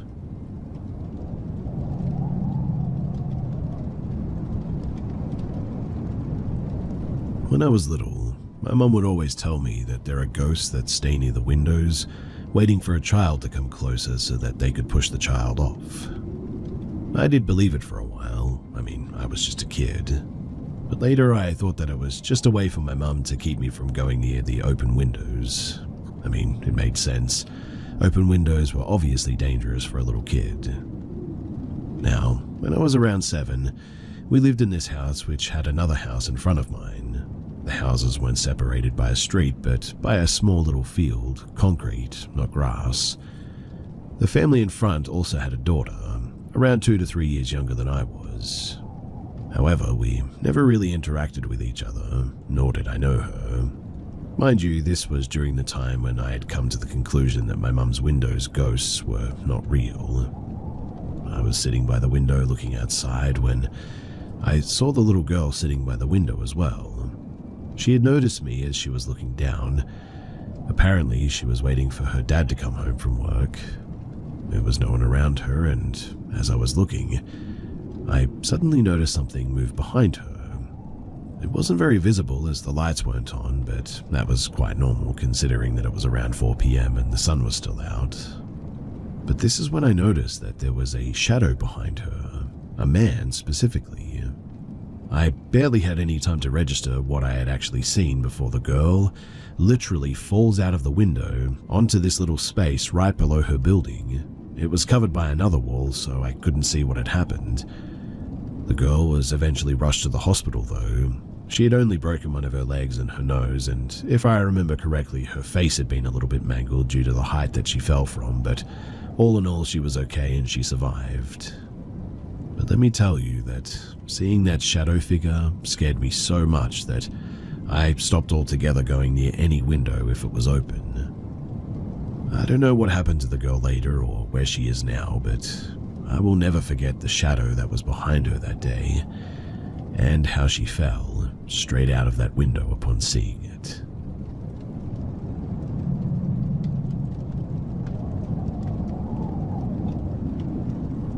This might be a bit of a long one, so please bear with me. When I was 9 years old, my best friend Matt's parents offered to take us and his two younger siblings to a place called Discovery Zone in the next city over, about 40 minutes away. We had dinner afterwards and then headed back to our town where I would sleep over at Matt's house. We lived in a part of the east side of town that was pretty rough, and there was a large swath of undeveloped land between the main road and the entrance to our neighborhood. On either side of the access road, between the two, were prairies overgrown with brush and weeds, and really nothing to speak of for maybe about half a mile in any direction at that time. Matt, his older brother, and sister were crashed out, and I was awake looking out of the window of the red Chrysler minivan that we were riding in. Now, it's important to note that as a kid, I was afraid of everything. I really mean that too. I used to turn off the light and sprint up the stairs. I used to sleep with the covers all the way over my head, leaving only a small opening for air, and I wouldn't even dream of watching a horror movie. So as I'm looking out of the window into the empty prairie on the right, that was when I see her, clearer than should have been possible thanks to the moonlight, a tall, frail woman, hunched over a bit, with long, thin, stringy hair. Everything about her was spindly, and I couldn't even tell that she was soaking wet, as if she'd just come out of a river or something. Then, as I fixated on her, she stopped walking and turned her head, and she saw me. As she raised her head to look at me, I realized that it wasn't a woman's head on her body, but that of like a horse or something, whose white hair was made grey and muddy by the water and the dirt. Not only that too, and although I couldn't see it perfectly, I knew that the horse's eyes were cloudy and milky, blind with age or disease perhaps. Now, here's the strange bit though. I wasn't afraid of her. In my mind, a voice was telling me that it was okay, that I had seen her and she had seen me now, and I didn't have to be afraid. My family and I are from Mexico, and I grew up in the Southwest, so I immediately equated what I saw with La Llorona, who all of us kids had heard of as a cautionary tale, to get our butts inside before it got too late or too dark. I never told a soul about seeing her, and I never really thought about her again too. That is, until March of 2020. Now, during the COVID shutdowns, I spent a lot of time online, and much of that was on certain paranormal message boards. They used to be cool. One afternoon, I was scrolling through endless threads there when one caught my attention. Share your scary or paranormal experiences about Mexico. Reading through each of them was actually pretty fun, until I came upon this one from a guy who used to date a girl from Mexico. Her uncle owned a mango grove there, and while the guy and his girlfriend were walking through it one day, he kept noticing an old woman ducking behind the trees. Finally, he asked the girlfriend who the lady was, and she turned to look, just catching a glance of her. The girl grabbed her boyfriend by the wrist and instantly took off running without a word until they got back to the house. She breathlessly told her uncle that there had been an old witch spying on them, and that when she looked at her, the woman had a white horse head in place of her own. Upon reading that, every hair on my body was standing up, but it was the attached comment from another user that made my blood truly run cold. You see, his father and his friend had been partying in Mexico one night when they were young men, and were driving back when they saw a young girl walking along the side of the road with her back to them, hunched over. She was dripping with water, so they stopped to see if she was okay. When they approached her, she turned to face them, and they just took off sprinting back to the car because, again, she had a white horse head, and the friend said that its eyes were milky, clouded, and blind. Now, I could accept the argument that whatever I saw as a kid was just pure imagination, but how is it that I imagined the exact same woman that these guys saw? I looked for any precedent for the Rona having a horse head and came up with nothing, but fast forward another few years when I went to Universal Studios Hollywood Horror Nights, and they had a La Llorona-themed haunted house, and wouldn't you know it, they gave her a skinned, bloody horse head.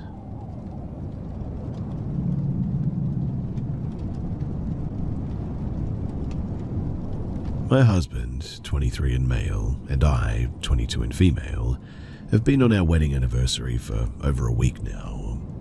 We have a camper in Cherokee, North Carolina that we've been staying in. We have an interest in abandoned things like towns and cemeteries and whatnot. So we decided that we would go and visit Connor Cemetery. It's near Couches Creek off of Newfound Gap Road, which is about 1.9 from the visitor center. Anyway, when we arrive to pull off close to where the trailhead is supposed to be, we get out and start walking towards the opening in the woods where there is a trail. The trail itself is visible, but you would have to be looking for it to see it. We're walking in, heading towards where the cemetery is supposed to be. I'm in the front looking down, checking for snakes and holes, and my husband is behind me. We've paused for a second, and he said, "Hey babe, look at that statue." I start looking around and say where, and he points to the direction. What I was expecting was like an angel statue that you would normally see in cemeteries. But that is not what this was. I look upwards further up the trail, and off to the side is what looks to be a 12 to 15 foot tall deer or elk statue. The statue looks like it was either made up of wood or wrapped in leather hide and looked preserved almost.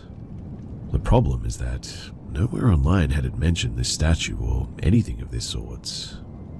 It starts giving me this uneasy feeling because it had a strange face and it was just a very weird place for something like that to be there.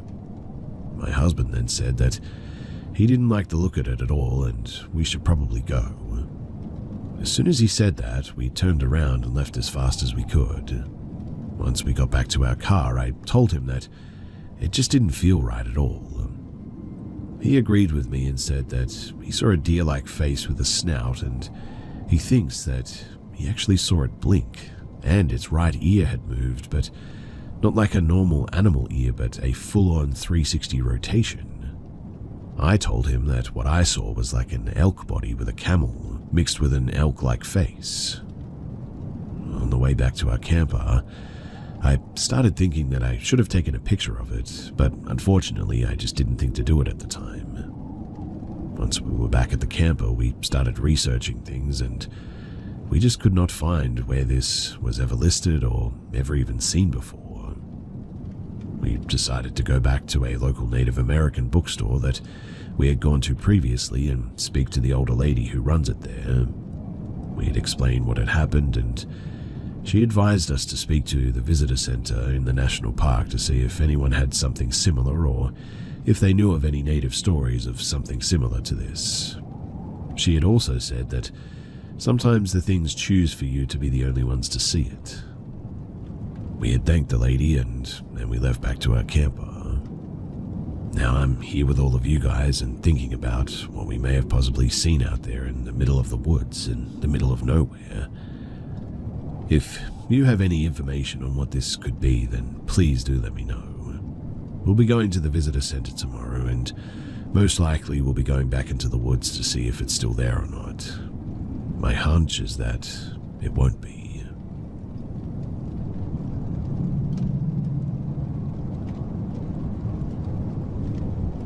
I'll start off by saying that this isn't the first time that I've experienced something paranormal. I've actually shared another story here before, but this one, oh boy. So the first event took place on my birthday. I had this stoner friend who did drugs all the time and gave me a hardcore LSD square.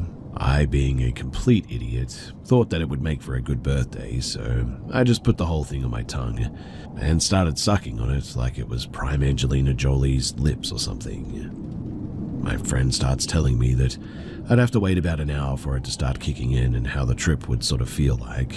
And he's telling me all this stuff, and I start feeling like my stomach's being drilled all of a sudden. The room that I was in immediately shrank, and it felt like I was going to choke. I tell him about it, and he says, "Oh, it's probably kicking in already because it's your first time and you took the whole thing."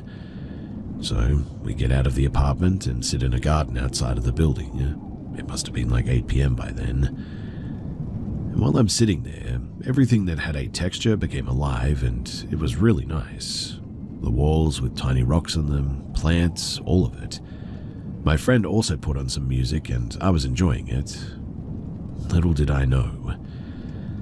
At this point, I start seeing people bursting in like flames. It was like a fire or something would flow from within each person that I saw, but it was different for everybody. Some people would come up to me and I would start having trouble breathing, and other people would have this beautiful soothing light coming from them that would calm my nerves.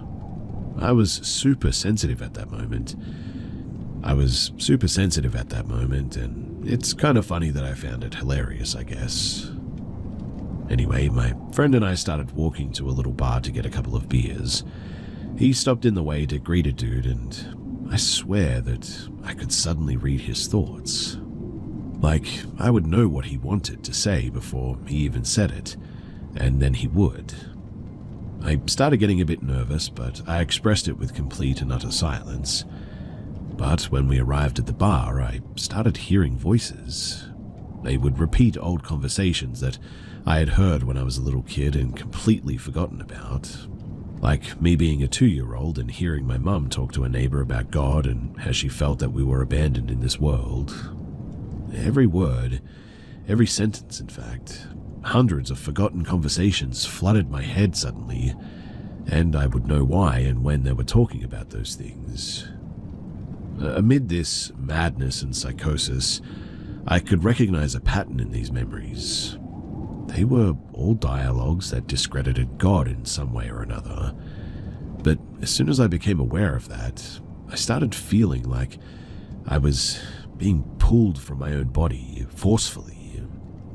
I started freaking out, but my friend literally left me sitting by myself because he went to do something in the bathroom. And look, I know, what do you mean by being pulled out from your own body, right? Let me put it this way. So, you are your personality, right? Your thoughts, your feelings, memories, dreams, your soul, I guess you could say. That was what I felt was being taken away from me. And the more that I felt I was no longer in control, the more I would feel like I was losing my mind, like going crazy, never to return to myself ever again.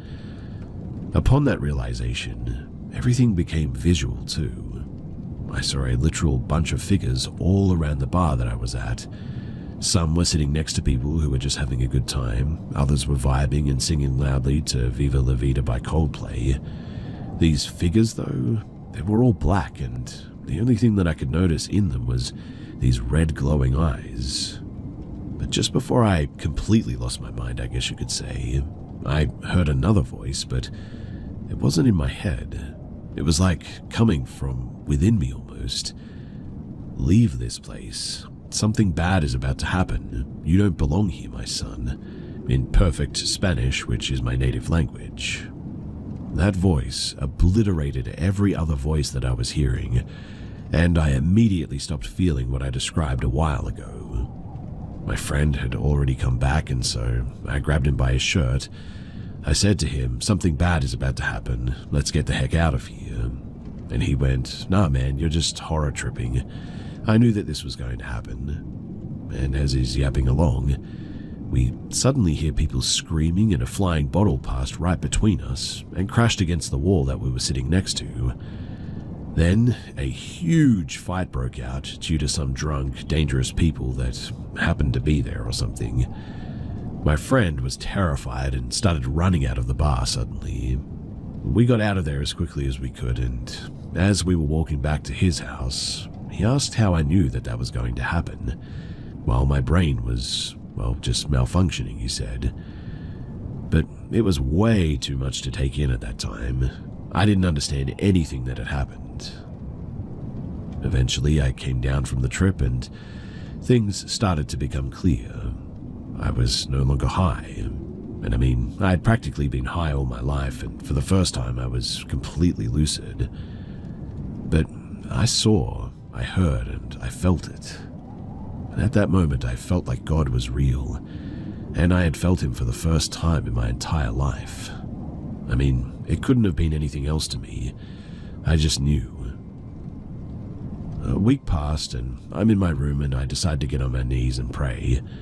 I said that if he was really listening, that I wanted him to send somebody who could teach me how to look for him, how to connect with him, and if he did, that I would never walk away from him. The next day, I heard somebody knocking on my door at 6 p.m. I went to see who it was, and it's a neighbor that I had seen before, but I didn't really know him or talk to him very much. Hi neighbor, God bless you. I'm just stopping by to invite you to a Bible reading at my house. He named his house and street. It's the first Bible reading of many that will come, so I hope you'll join us. There'll be snacks and everything. My eyes watered instantly, and I said yes. And a little over a year has passed since then, and although I'm not a very religious person, I guess you could say, I do have a relationship with God, and I can 100% affirm that my heart has changed a lot since that time.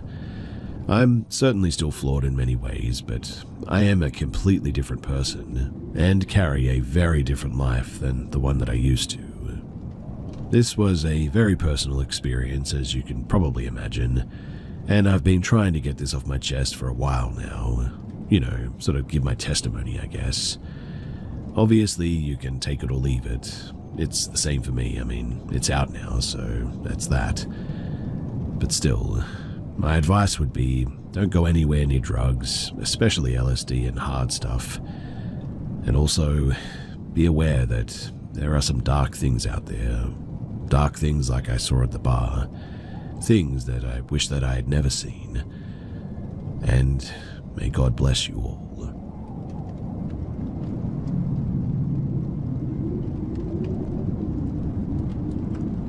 This happened about 17 years ago during summer break. My friend and I, we went to visit another friend who was staying in this tiny remote village in Belarus for the summer. The house was his grandparents', and the whole place felt super isolated. Honestly, it was actually a lot of fun at first. We went swimming at a nearby lake every day, and at night we'd stay up late just sitting by the water and whatnot, listening to the kind of deafening silence that you only get in the countryside, and just talking for hours. During the day, we'd go mushroom picking, explore the area, take pictures, and just make some really good memories together. We stayed for a few weeks, but then one of my friends had to leave early because of some family stuff or something. The only way out was a bus that came twice a week, and she missed it. So she came back to our friend's place and asked if we could walk her to a nearby highway to try and hitch a ride. The main road was about 7 miles away, so we started walking. When we got there, it was midweek and no cars had passed at all. I guess most people were still at work in this city, and as it got later, we decided to just walk back in the end. On the way back, we passed through a few neighboring villages that were half abandoned. Honestly, it was a little bit creepy, but we kept ourselves entertained by singing and joking around to keep the fear at bay, I guess. It was getting dark though, and we still had about 4 miles left. Then we ended up on this road with dense forest on both sides. And suddenly, we started hearing noises coming from the trees. It was pitch dark and honestly pretty unsettling, so we tried to joke about it, but deep down we all felt something was a bit off. Then my friend pointed and we saw two huge yellow eyes staring at us from the trees. We just kept walking in silence for a bit until one of us nervously said, "Must be some wild fireflies messing with us or something, right?" We laughed, but we all knew that those definitely were not fireflies. Keep in mind too that this was before cell phones, so no way to call anyone. We just had to keep moving and get back safely. As we got closer to the village, two of us heard a female voice coming from the forest suddenly. We looked at each other, both realizing that we had heard it, while the third friend was talking and didn't notice. I instantly got goosebumps because it sounded real, and the fact that I wasn't the only one who had heard it made it even more creepier. We didn't say anything until we got back to the house, but here's where it gets even weirder. So, in Slavic folklore, there's not just the Leshy, the forest spirit who protects the woods and sometimes plays tricks on people, but also the Rusalka. Rusalki are these mythological female spirits often connected to lakes and rivers. They're usually described as beautiful women with long hair, sometimes said to lure people, especially at night, with their singing or their voices. We've been hanging out at this lake for so many nights, and then to hear mysterious female voices coming from the trees later on, near this said lake, it definitely made us wonder if we had gotten a little bit too close to something supernatural. We still joke about those unhinged fireflies, but deep down we all know that we saw and heard something that we really cannot explain. Between the abandoned houses, the glowing eyes in the forest, and that eerie female voice, it was honestly one of the scariest and strangest experiences that I've ever had. And yes, I still think about those nights at the lake and wonder what might have been watching or listening to us out there in the darkness.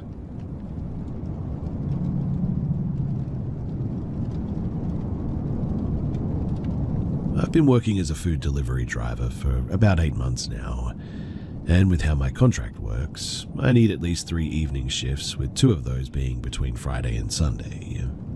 I don't really mind working in the evenings since it has a nice vibe to it, being really calm, just throw on some headphones and a good playlist or a podcast and, well, you're good. Plus, I never really work for more than 4.5 hours on end since I work on an e-bike, so I don't do longer shifts without my battery dying, keeping in mind the bike needs to be taken home as well. Apart from some stupid encounters that I've had with teenagers trying to be funny in front of their friends, like barking after me and asking for food or pretending to be the customer, I've never really had anything creepy happen to me. It was, until a few weeks ago. So, it was a Thursday evening and I had a shift from 5:30 till 9:30. Where I live, us delivery drivers get paid per hour instead of per delivery. This does have its advantages and disadvantages. One of the disadvantages being that we can't decline orders on our own end. If we, for whatever reason, cannot take an order, we need to talk with the company that we work for. So whatever trip is thrown at us, we pretty much have to take it. Up until this point, I've been having a good day, close by deliveries from nice local restaurants. None of the journeys were too far away places, which was good. The weather was fine as well, although a little bit chilly, but if you layer yourself well enough, then it's not as bad as long as it doesn't rain, I suppose, which luckily it wasn't. It was around 8:15 when I got a McDonald's order. The customer lived around 12 minutes away from the restaurant, which wasn't ideal, but it was fine since I had only lost 1 strap of battery so far. The location it was going to was also a good one, since the only time that I need to get off the bike lane was to cross some roads. Other than that, it was all bike lanes pretty much the whole way. So I picked up the order after waiting for around 15 minutes. I got onto my bike, chose a playlist, and made my way over to this customer. The streets were pretty quiet, setting the vibe. As I got closer to the customer's house, I made my way onto the sidewalk and cycled slowly, trying to find the house number, which can be a bit of a pain at night. I eventually did though, and I locked my bike up. I walked over to the door and knocked. After a few seconds, I heard commotion and I placed my bag down, taking out the food. The door opened and a lady greeted me with a smile. After handing her the food and telling her to enjoy, she thanked me, and after giving me a tip, she closed the door back up and I got back onto my bike and unlocked it. I had been charging my phone with my power bank, but wanted to take the charger off since my phone was now full enough. And dealing with a wire sticking out of my jacket pocket can be a bit of a hassle when taking off and putting back on my backpack. However, I always feel a bit awkward and watched staying in the front yard of people for too long, especially when they have those doorbell cameras, so I made my way over to a small alleyway close to the house. As I turned back off my bike, I took my power bank to turn it off, and then I changed my playlist, and as I was putting the power bank back into my pocket, I heard slow footsteps creeping closer to me from behind. Now, this alleyway that I was standing in was pretty narrow and small, so I was probably blocking it. I quickly moved and got off my bike, holding it close to me as I pressed myself onto the wall. I excused myself and made a gesture for the person to pass, but instead of thanking me and walking on, the person just sort of kept standing there. This is when I looked up. I was met with a tall, skinny lady standing just a few inches away now. Her face was slim and her long hair came to rest on her shoulders. Her face looked white and honestly, she looked like a heroin addict or something. She looked me dead in the eyes without any expression and was breathing through her mouth. She was wearing brown jeans and a blue hoodie with the hoodie on. Can I help you?" I asked after painful moments of silence. She looked at me for a few seconds and said, "You have my food." I froze. Now, in our app system, there is no way to actually confirm that the customer was the right one since we don't have any security codes to ask. Since I was busy with my power bank, I hadn't clicked finish order yet. I checked my phone and decided to ask the lady questions about the order. I think another driver might have your food. I just delivered to somebody else," I said with a smile. "Where did you order from?" If she was right, I would have been able to easily help her get a refund. However, she just sort of stared at me, her expressionless face turning into a hard, ugly glare. "No," she said loudly, "that was my food," she stated. Again, I tried to reason with her, asking her for her name and what food she had ordered. "I'm just trying to help you, ma'am. Check your app. The app should tell you how far the driver is." To this, she stepped back and pointed her hand at me. "My food. I need my food." At this point, I figured that she must be homeless and hungry or something. "I have some food if you want it," I said. Now, I always keep snacks on me in case I have to wait long for an order to get ready or have no orders to come in for a bit. We do wait a lot since we cannot turn down orders for taking too long to be made. My go-to work snacks are protein granola bars. They're easy to keep since they don't take up much space and you can eat them fast. I decided to give her a box and maybe she would be satisfied. I took one out of my backpack and I handed it to her. She took it from me, damn near snatching it out of my grip, and stepped closer. "I want my food," she stated sternly, her glare sharp. I had let out a breath, getting really creeped out now, and once again asked her to check her app or give me her name, the name that she put up with her so-called order.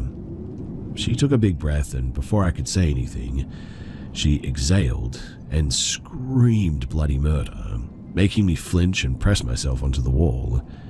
In the process, I accidentally moved my bike's throttle. This thing alone doesn't get past around 4 kilometers per hour. I had some struggle, but eventually got on the bike and pedaled away, and the lady still screaming behind me. I got to a fence that prevented cars from coming in and had to slow down a bit. And this was enough time for the lady to catch up and even grab onto the back of my bike. I let out a yelp as I could feel her try to push me back. I also heard something scrape the wall next to me. I didn't want to look and instead put my bike into a higher assist mode, which I normally never do and always keep on 2 to 3 to spare battery life, pedaling like my life depended on it as I got past the fences. I then put it even higher, and finally I cycled away. I could hear the lady yelling and calling me a food thief and all this, and as I glanced back, she held the box of granola bars above her head and threw them at me. They landed about a meter away from me. I also noticed what was causing that scraping noise, as she was holding a knife in her hand. I focused back on the road and cycled away, hearing the lady still screaming, yelling, and trying to run after me. Eventually, I went back to the app and finally was able to click finish order, hoping to get a new one since I didn't want to aimlessly cycle around in fear of running into her, since I thought that she might know all the shortcuts. I got a new order from a kebab place nearby, around 8 minutes away. This place was one that I got sent to a lot, and the owner was very friendly, always asking us drivers if we wanted something to eat or to drink and saying that it was on the house. I got there and was slightly out of breath, and he asked me instantly what had happened and gave me some water to drink and helped me calm down a bit, and then gave me some food. After I told him, he talked to the company, saying that I was in no state to keep doing deliveries that night. My work agreed to allow me to end my shift earlier than normal.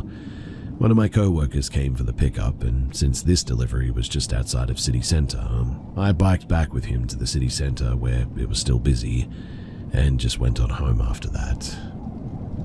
I'm very glad for the timing of that order, to be honest, my co-worker and for the owner of the kebab store, and I really don't like to think about what that lady would have done if she had successfully pulled me off of my bike that night.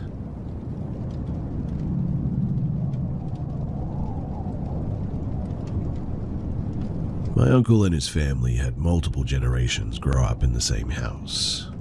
It was a beautiful 3-story Queen Anne Victorian home, built in the 1890s by his great-grandfather. His family owned it up until about the 70s. It has changed hands outside of the family until about the 90s, after my uncle was able to purchase it, after establishing his own successful architectural firm. Multiple people in his family from earlier generations died in that house in the early 1900s, some from natural causes, a couple from diseases, scarlet fever and typhoid. But as soon as my uncle moved in, strange things started happening. Cabinets in the kitchen would be open when nobody was home, phantom footsteps were heard, and the weirdest thing, knocks on the door in the middle of the night and no one would be there. One of these instances of knocking on the front door to no one being there, my uncle got a call the next morning from his dad saying that his great-uncle, who had lived in the house as a kid, had actually died the night before, around the same time as the knock was heard. My own experience in the house was when I was in my late teen years. My uncle's family was out of town and they asked if I could sit the dogs for them. I always looked forward to it because the house was huge and they had a massive pool in the backyard to enjoy. But I also sort of secretly dreaded it too because the house was just really damn creepy at night. Old furniture, old family pictures, old light fixtures, straight out of a haunted house movie, really. Well, one night when I was getting ready to go to bed on the second floor, the dogs suddenly perked up, which was strange to me. They all came into the same room that I was in and sat, staring out into the hallway on alert. Shortly after, I heard the sound of distinct footsteps coming down the hallway of the third floor above, and then footsteps down the stairs to my floor. I was frozen in fear suddenly. The footsteps stopped about halfway down the stairs, and not another sound was heard for the rest of the night. But I didn't sleep a wink that night. The last part of this story happened a few years ago, though, after they moved out of the house to downsize. The new owner called my uncle a month after moving in. After some cordial conversation, the new owner asked my uncle, "This might be weird, but did you have anything strange happen to you in the house?" My uncle responded, "Well, yes, when we first moved in, but what exactly do you mean?" The new owner explained that he was having some work done on the third floor and he hired some painters to repaint some of the walls. The new owner left the house to run a quick errand and came back to all the painters sitting outside on the front porch looking concerned. When the new owner asked what was going on, one of the painters said, "Mister, we are not going back in there. There's something on the third floor and we cannot figure it out." The painter elaborated that one of his workers was by himself on the third floor, and he felt a distinct touch of a hand on his shoulder. When he turned around expecting one of his painting buddies to be there, no one was there. The third thing that happened to the new owner too was that his brother came to stay the night one night. He was set up on the third floor, and when the new owner woke up the next morning, he found his brother asleep on the couch on the first floor. He asked his brother why he had changed rooms like this, and his brother had said that, "You're not going to believe this, but when I was getting ready for bed, I was putting away some clothes, and it felt like someone touched my shoulder, but when I turned around, nobody was there." My uncle responded to those stories saying, "Oh yeah, don't worry, those are just my old family members welcoming you to the home. They'll get used to you after a while." I'm not so sure that that was reassuring for the new owner or not, but in any case, that place is probably now haunted by my own family, and that's weird to think about.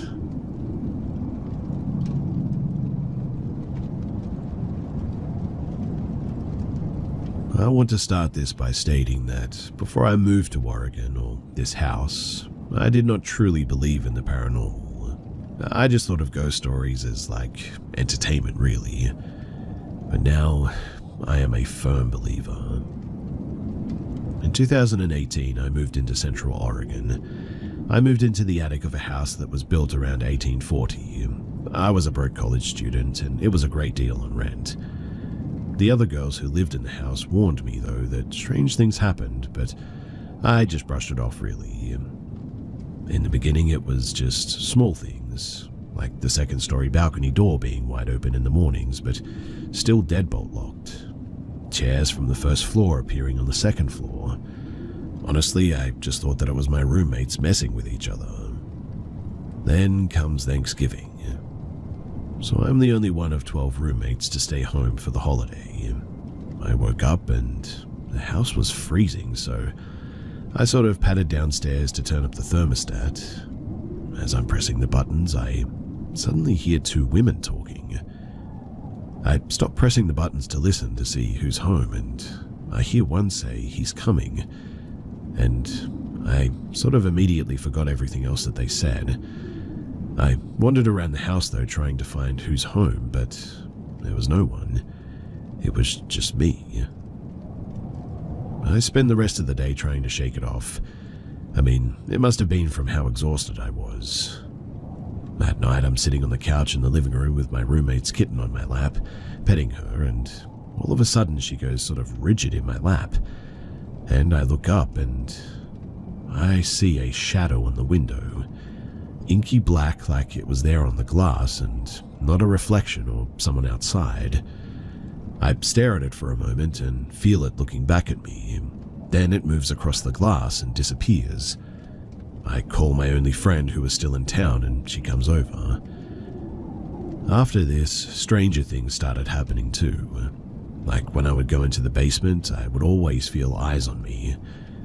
One night, my roommate sees a man in what we call the catacombs. It's a sort of weird zigzagging hallway that leads from the main basement to the basement apartment.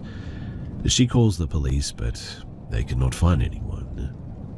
In the attic, my bed is in a sort of triangle-shaped room, and at night it always sounds like someone's dragging their fingernails down it above my head. Things go missing in the house. All the fish in my roommate's fish tank suddenly die one night. I hear whispers all over the house, unable to pick up what they're saying or where they're coming from exactly. One day my roommates went out of a room through a window that doesn't lock, and they could not get back inside as the window was like suddenly stuck. They were trapped out there for hours until I came home and heard them yelling. The weird thing though is that I opened it easily and couldn't understand how they were stuck like that. Well, once the lease ended, we all decided to move out. I swore to never go back, but I often feel drawn to that house for some weird reason. If I'm out walking, I'll stand outside of it and I'll sort of just stare into the window of what used to be my room.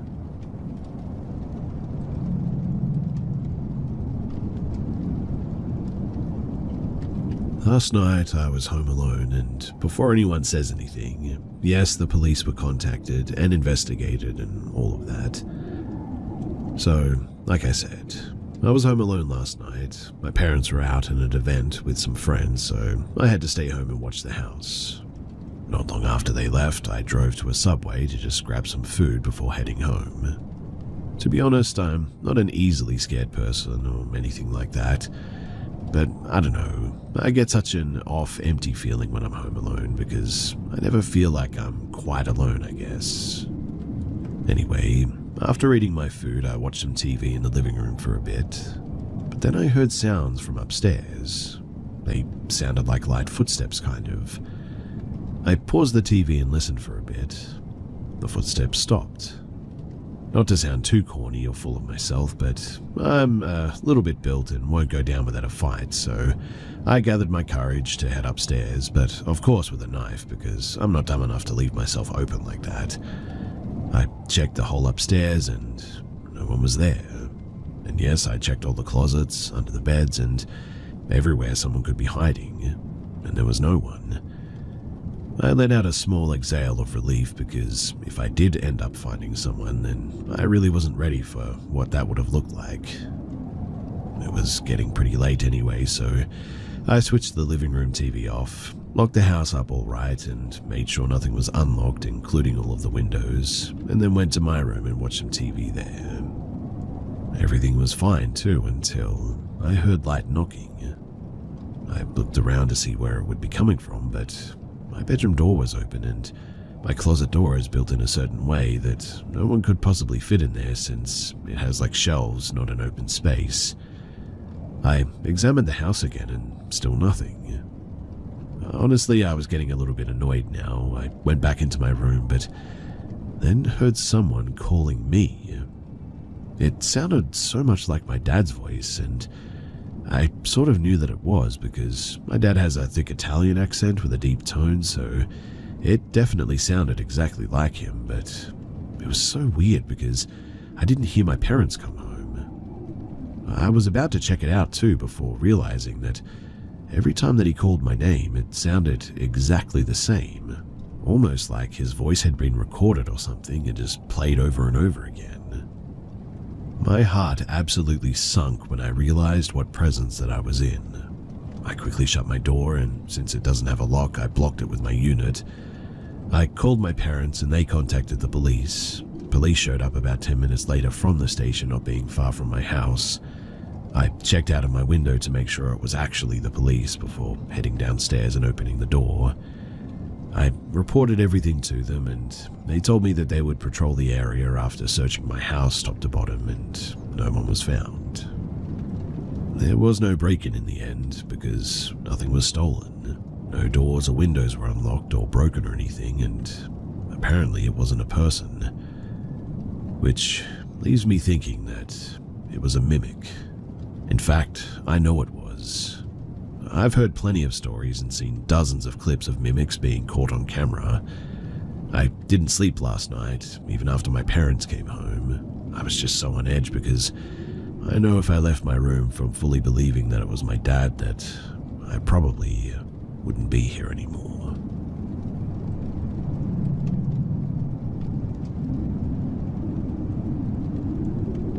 This happened about 2 to 3 months ago.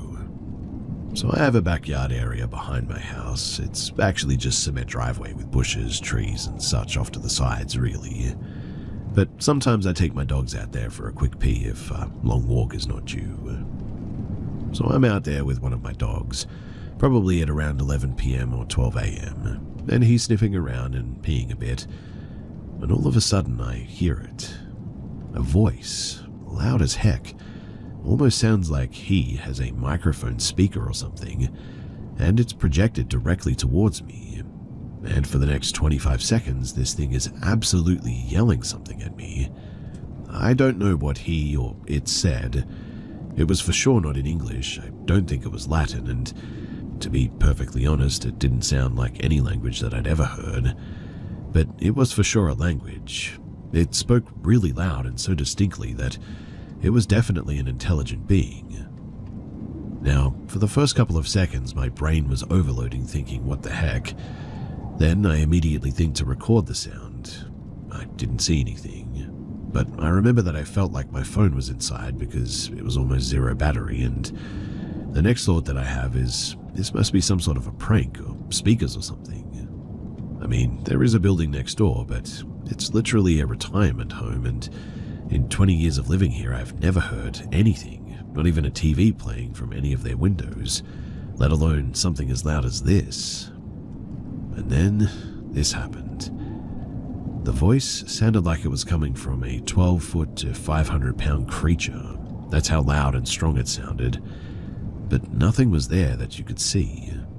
And the moment that I thought that it must be speakers in some movie scene or something, I kid you not, the source of the sound went back and forth like the entire length of their yard.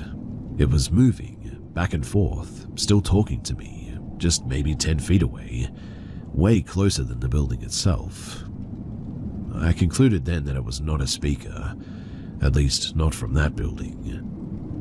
The other crazy thing is that my dog was barking like crazy from where this voice was coming from.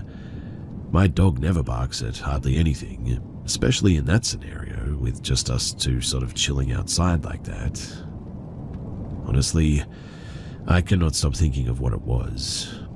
I think it was alien or something of that sort. A friend that I told who believes me thinks that it was demonic, but either way, as scary as it was in that moment, I also think, wow, that was really interesting and sort of cool. After the fact, of course. The thing's voice sounded malicious though, for sure.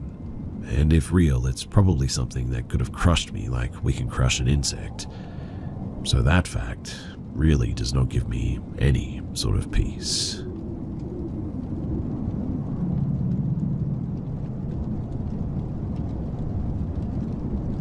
This happened back in August of 2014 while I was dealing with a rough transition in my life. This happened in the middle of the night, but I'm going to tell the whole story of that whole day so that you can get a better understanding as to why it's all just so crazy. As if seeing an evil entity isn't crazy enough, right? Anyway, that day in August of 2014, I'd been 4 months into a recovery program healing from an addiction that I am still free of to this day. During my time at the program, I got warnings for talking during work. During the day, we worked in a warehouse that distributed donations to a big chain thrift store. During my shift that day, I got caught talking to a male resident, which was a huge no-no at this program. So because I got in trouble for the third or fourth time, I unfortunately got kicked out of the program. They opened the back door and out I went. No cell phone or money. We pretty much worked for snacks at that time. I went into a liquor store and asked to use the phone, where I made plans to have my stepdad pick me up from the train station that day. I waited there for about 4 hours since I had to wait until he was done with what he had already planned, giving me plenty of time to think on my life decisions and really what I should do next. He finally arrived though, unhappy with me as expected. I sat in what would be my new room for the next couple of months feeling defeated and honestly just exhausted. It finally came time though to get some rest and I fell asleep pretty quickly. I started to dream that I was in a place that I loved as a child called Color Me Mine, but it was also a coffee shop of sorts. I sat at a table with no coffee or clay to paint, just sitting there, noticing that it was only me and a middle-aged woman who was working there. She was sweeping the floor and suddenly stopped and said, "So, Sarah, what are you going to do now that you got kicked out of treatment?" Even though this was a dream, I remember feeling shocked that she knew my name and such personal information. As I was thinking about how to answer her question, there was suddenly a deafening scream. The scream wasn't of terror though, it was of pure anger. The woman was just looking at me with no expression on her face while this scream was happening around us. It terrified me so badly, in fact, that I ended up waking up, but the weirdest thing is that I was still hearing this scream. it faded out, and I was waiting for one of my parents to come to my room and ask what the heck that was about, but they never did. And just as quickly as the scream faded, I suddenly felt a presence to the left of my bed. That was when I noticed, standing there in front of the window, there was this entity. It looked like an angry, sickly, and demonic old woman. She was staring daggers at me, and her mouth was open as if she were snarling. I was definitely awake at this point, and to this day I still know that I was awake. I looked right back at her and started praying. Since I had come out of a Christian-based program, it was honestly all that I could think to do at the time. Then she slowly faded away, and as she was, her expression softened, but was still full of hatred. Then she was gone. I sat there looking around my room. I'm not sure why, but I didn't feel scared after that. I laid back down and just went back to sleep. The next morning, I was making coffee with my mum and telling her about what I had experienced. She tried to tell me that it was all just a dream, even though I thought that I was awake after sitting up from hearing that scream that I'll never forget. She was sure, though, that the whole thing was a dream, not just the part up until the scream woke me up. But I know that at that moment that I sat up, still hearing that scream, that I was wide awake. I heard that scream still happening when I sat right up before I saw that evil thing as well. It's been over 10 years now, and I have never and will never forget it. Sometimes I think that that entity was angry because I was still determined to fight and better my life or something. I felt like the anger and the hatred that it gave off was because it wanted me to give up and wanted me to suffer. But instead, I chose to fight. And now, I am living an amazing life.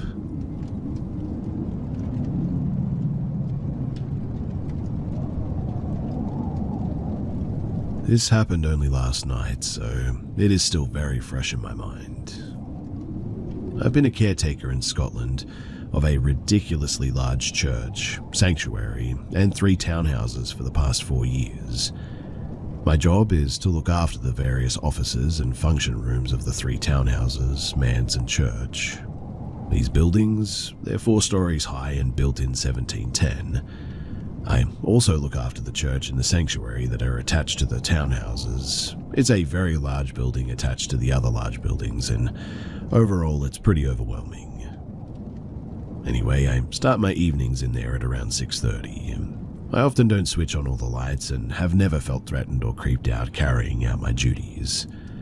Last night, however, I felt like an intense feeling of impending doom. I don't